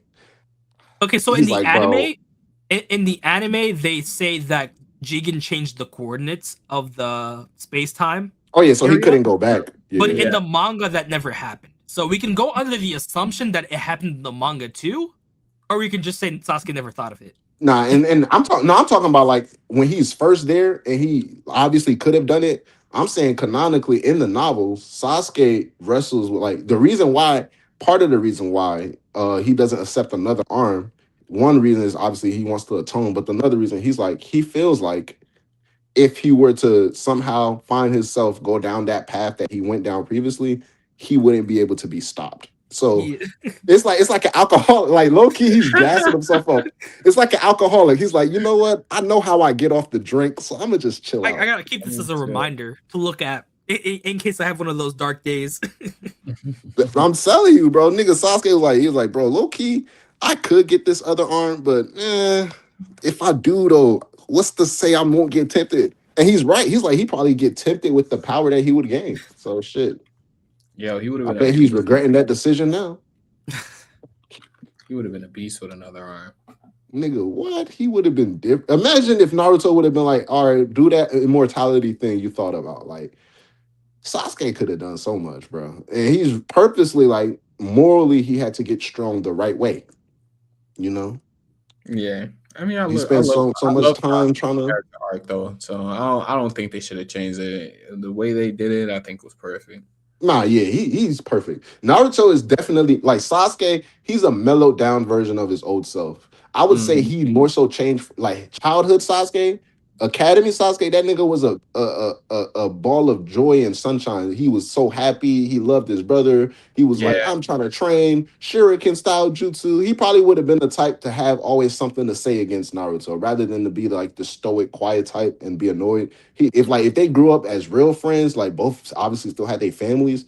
Well, actually, I lied because the filler tell us what would have happened. But Sasuke Wait. had the Yeah, personality. but think about it this way. Barring that Genjutsu anime only arc with the Infinite Tsukuyomi, there's the Road to a Ninja movie where Sasuke was a player. Oh yeah, yeah, and yeah, so there's actually two. Yep, there's two yeah, alternate timelines where Sasuke could have went. You're right. You're right. So yeah. one, he still would have been an emo boy, but the other one, he just would have been like a player within the village. Low key, that would have been work. I That like would the have, second option better. because he was really also like he flirted with Sakura. Next thing you know, I Sakura see remember him on a that. date with two other hoes, and he's like, "Whoa, what's Yeah, going on?" I remember that. I remember that. Hey, Yeah, dude wanted to actually repopulate the Uchiha clan. Yeah, yeah. So I say yeah, Sasuke Miller. Naruto's the one who changed. Like that nigga changed. Part two Naruto. The hmm village don't know. They think he's all nah, gang. I remember part one. Even part nigga Naruto looked Sasuke in his eyes. He said, Sasuke, you coming back to the village. I'll break every bone in your body if I have to. I said, what? I said, that's a completely different Naruto from niggas saw him. He was like, Sasuke, if we fight again, both of us will die. Niggas, he's like, nah, bro. You come back to the village or I break every bone in your body and you come back. Pick. I was like, what? Dude Bro, really said, "I won't be the hero who killed Sasuke Uchiha, but I won't be the loser who failed." Literally, he said, so you're going to come back willingly or I'm going to find a way to bring you back. Which one is it, Sasuke? That is that funny, bro. hey, but before we end though, did you see what I no, hold on. I don't even think I get to show. Did I show you that they're trying to make an Invincible live action movie? Yeah, they it's a couple of Oh live no! actions that's been announced. Invincible, solo leveling, all of these shits. But I ain't paying How attention would to those. how would I ain't that gonna work lie for to you. Invincible though? I Who would they don't use as the know. I think they villain? should leave that alone. Leave Yeah, that I shit agree. alone. The animated series works. A movie, I feel like you'd have to make more than one movie, and if the first movie fails, you're just stuck with a bad story. Because the only real thing they could do for the first movie is have Omni Man as the villain. Yeah, Mark fight Omni Man. Yeah, that ended off as that, and then that's just Mark losing and getting Yeah. beaten to a pulp, and then that's the end of the movie. Mhm. Yeah, I don't. I saw the announcement free I game, mean, but it they was could like honestly, they could make it work. if they do, I'll say this: if they do make it work, hey, kudos to them. If they don't, shit. Personally, I gotta wake up and go to work still the next day, so I'ma still I do think they what I said a gotta do. Marvel director was supposed to be doing. I think it was the one who made. I heard something like Spider Man Brand New Day after he's done, he's gonna leave. Oh no, that's with Naruto. Never mind. Mm, I Maybe don't if they know. direct J.K. No, I think it Simmons. was the one who made the person. No, I think they said the person who's going to direct it is the same person who directed the Marvels. Oh, that shit. Well, shit. I mean, I ain't gonna lie. All right, let me just say what's on. I think the shit might still turn out to be ass. If it don't turn out to be ass, I think it's a good thing. Yeah, But who knows? But it might still turn out to be ass. 100%. bro. Cause I was pissed. I was pissed when I watched. I should have known before I even went in to watch it. It was on fucking Tubi. So I Watch watched what? The Flash. It was all right, but I was like, this is fucking Which one? terrible.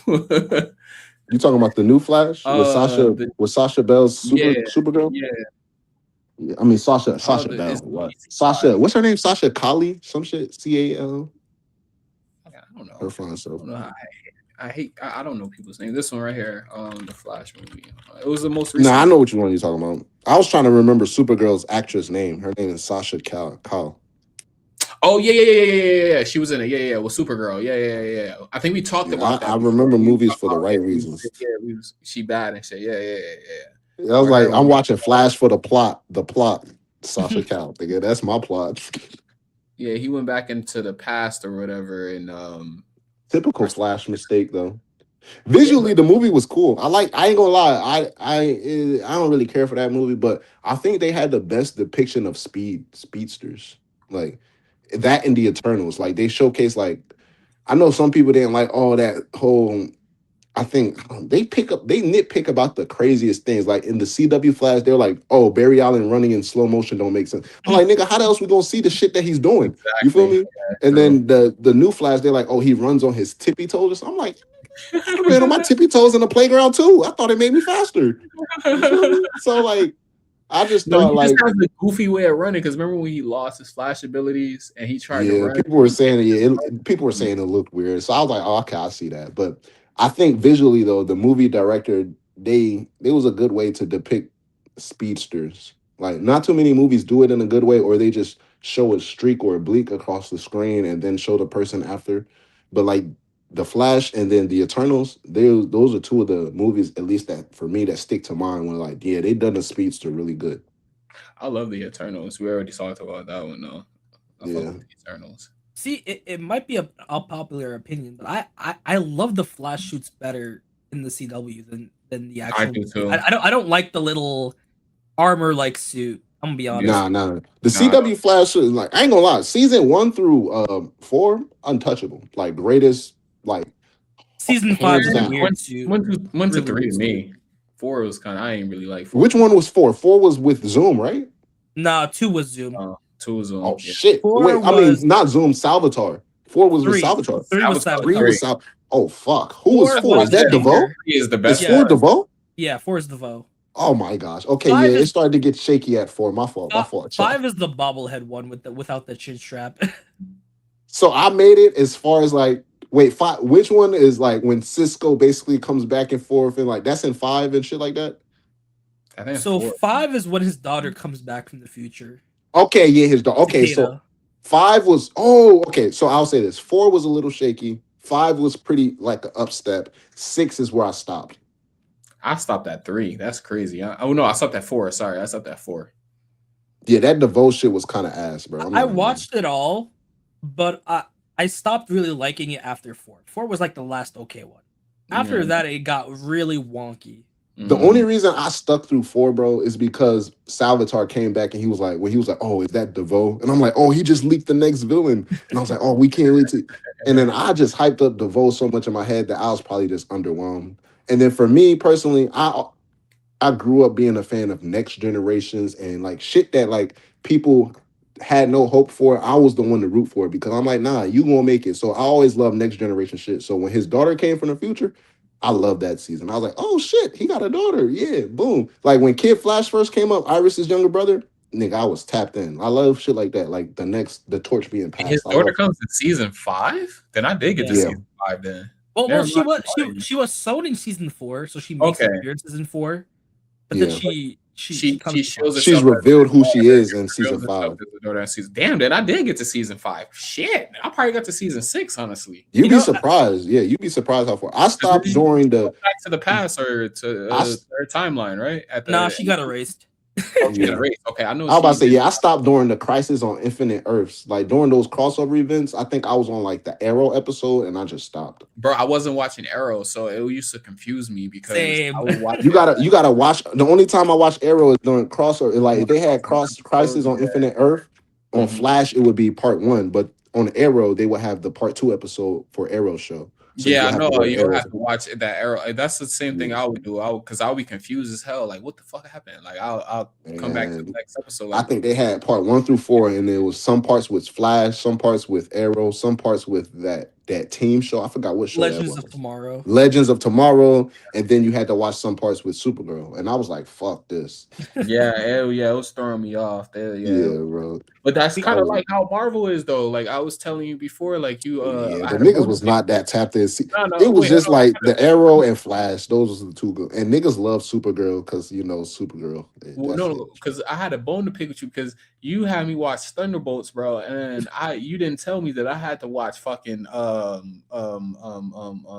Black uh, Widow. I told you Black about Black Widow. Widow. Like, I no, you told you about didn't Black tell me Widow. you had to watch. I had to watch Black Widow first. Bro, because I was like, Thunderbolts is Black Widow's sister. She's the one who's leading them. And because I watched Bro, Black I Widow didn't know I first. had to watch the movie though, and then I had to watch I know you watch the reason why you watch Thunderbolts first is because I'll admit I talked about Thunderbolts so much. That's why. I was like, damn, I love I Thunderbolts. just rewatched Thunderbolts now that I watched And now you Falcon. see why I love the movie so much. Yeah, it is good. Yeah, it's really good. That's why I Yeah. watched Falcon and the Winter Soldier, and then I watched Black Widow, which is fucking one of the best Marvel movies. I'm not even gonna lie. Black Widow is Black amazing, Widow bro. is amazing, bro. I like that. I really, but I love Natasha though, so I already went in and knew I was. I just explained why. That's why a lot of my favorite characters are next gen characters. But like, yeah, I love Yelena, bro. I just love the Yeah, torch being Yelena passed too. I on. love Yelena. I love her character, her whole character arc and stuff like that. Like The I didn't torch even being know that passed she was on is trying to. some of the greatest things. You said what? I said the torch being passed on in super in like TV and shows. That's like some of the greatest things. Cause like you seen the main character do this great shit. So I'm like, nah, your kid obviously or your apprentice obviously finna do some even crazier shit. I was Yeah. never a hater type. I was like, nah, this little nigga about to do big things. And I'm like watching it. I'm like, why is Sam suing them? I was so fucking confused until now that I watched Falcon and the Winter Soldier. He was trying to start another Avengers. I'm He's like, trying to how is start he this adventure. suing them? Like, what the fuck is going on? Yep. So, and then I watched what is it? Captain America: Brand New Day again. Remember I said Brave that New shit? World. Brave New World. Sorry, I watched that again, and that wasn't too bad on the second watch. Yep. Because I That was an trashed it amazing at movie first. I too. was like, that shit was corny. He talked no jutsu them at the end. Like that's what I got at the end is the talk no jutsu. But after I watched it again, I was like, okay, this wasn't so bad. This wasn't Yeah, bad. it's because it got real political, and they was really trying to Yeah. like all the nigga trying to do is rebuild the Avengers, and they really low key like just being dickheads. Like, bro, let him build his team. But I wasn't really paying attention. I didn't understand how Ross became the Hulk. Like I wasn't really paying attention on my first go around. I ain't no dude with the green head. I can't remember his name. Was like giving him medicine or some shit like Yeah, that. he was Oh, drugging him slowly, and he waited until he got triggered. yeah, and then he also he hints the Doomsday at the end of it too. I didn't even catch that either. That post credit scene, yep. Yeah, he hints the Doomsday too. He's talking about like about the timelines and something like that. And what's to All come. you heroes, you think you're the only ones. Yeah. So I was like, okay, this movie wasn't as bad as I thought. Nigga, I ain't gonna say I love Brave New World, but yeah, I rocks with that movie too. Yeah, I But ain't gonna say I Thunderbolts, loved it, but it bro. was good though. Thunderbolts is such like man, we should have got that shit after Spider-Man Far From Home, bro. That's how good that movie is, bro. I, Like if they I'm, would have I'm, dropped that at the right time, bro, that would have been one of the best box office Marvel movies, but man. I'm wondering if like, because the new Avengers is going to be in Doomsday, but Sentry can't even control his power no more. So like, or Bob, I should say, Bob can't even But turn that into. nigga is gonna be boxing, bro. You already know he couldn't control his powers in the first place. You know But he's no, still gonna be he boxing. did. He got to a point where what's that chick name? It's too many Oh well, characters. yeah. Before the void popped out, he was like, "Oh yeah." Now Yeah. he's not even trying to activate sentry powers because he's scared of the void. Yeah, you're right. Oh, he's scared of that. That's what it is. Okay. Yeah, like that's the thing. When we see him in Doomsday, I hope because we know we're gonna have a sentry battle, a sentry fight. But I hope he is more so like he's just scared to use the sentry powers because of the void, not that he can't use the sentry powers. You know what I mean? Like he can use it, but he's just playing the safe side.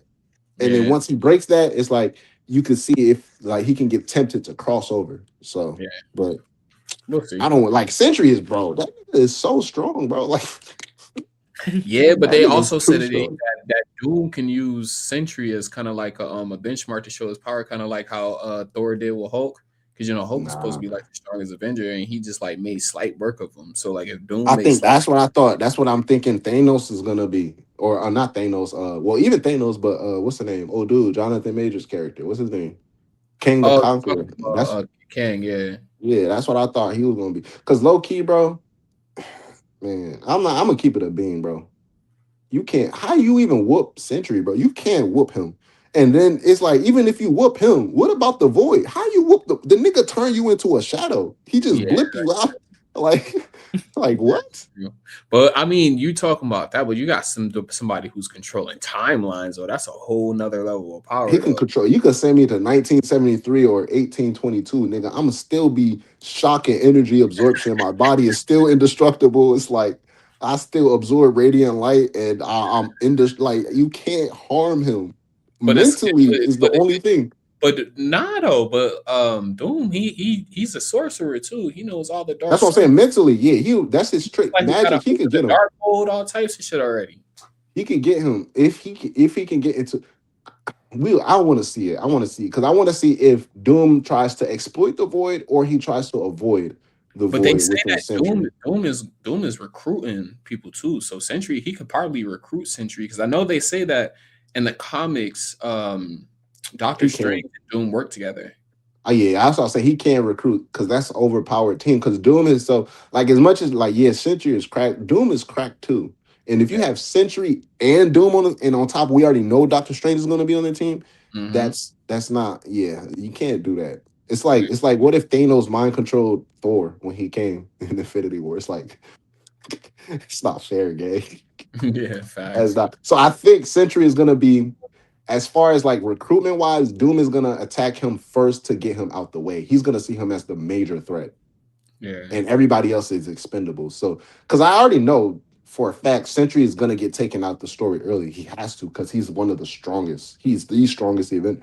That question is he the strongest Avenger right now? Yes. Yes. Okay. So yes, he's the strongest Avenger. He's getting taken out. Like Because Sentry, they even I would said that say he's this: strong. Sentry and They Thor said are he's getting stronger than nerfed. but they say he's stronger than the old Avengers, like all Yeah. put together. That's what they said. Yeah. I When think I he was is too, watching because it. he was even holding back against the Thunderbolts, and he was whooping their ass, bro. Like Yeah, but I mean, it's the Thunderbolts. You had two super soldiers. You had a Thor, I ain't going mercenary. cap gang. Thor would have expended more energy versus the like he literally he was on some Sarada shit. Nigga didn't move nowhere, but he just floated in the air of that entire fight. I Like, think Thor would have gave him more of a run for his money than what who he was against because he was against now I'm he. saying Thor versus the Thunderbolts versus as well as opposed to Sentry versus the Thunderbolts. Ah, Like how Thor Sentry would have whooped popped him, over. Thor would whoop him, but like how the way Sentry whooped him, it was like he didn't even like Oh, it like was Brandon so they were Fleury. so weak he couldn't even exert any strength. Like Yeah, Thor is gonna be like, damn, that's why that nigga's Thor. That's how yeah, he will whoop him. yeah.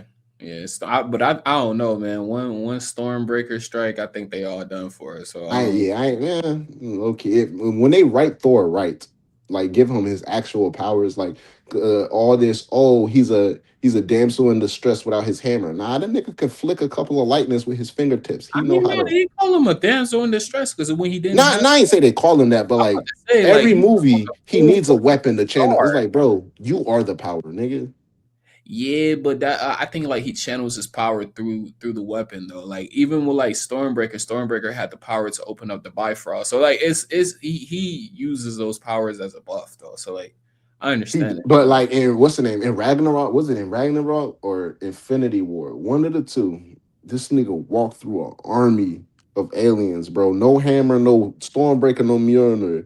Nigga, lightning emitting all around him. His Oh eyes nah, was yeah, glowing. yeah. Thor is Like, a beast. yeah, bro. They got to stop like on some. Oh, he needs that. Yeah, the weapon just helped him. Like his dad said in the, I think his Dark World.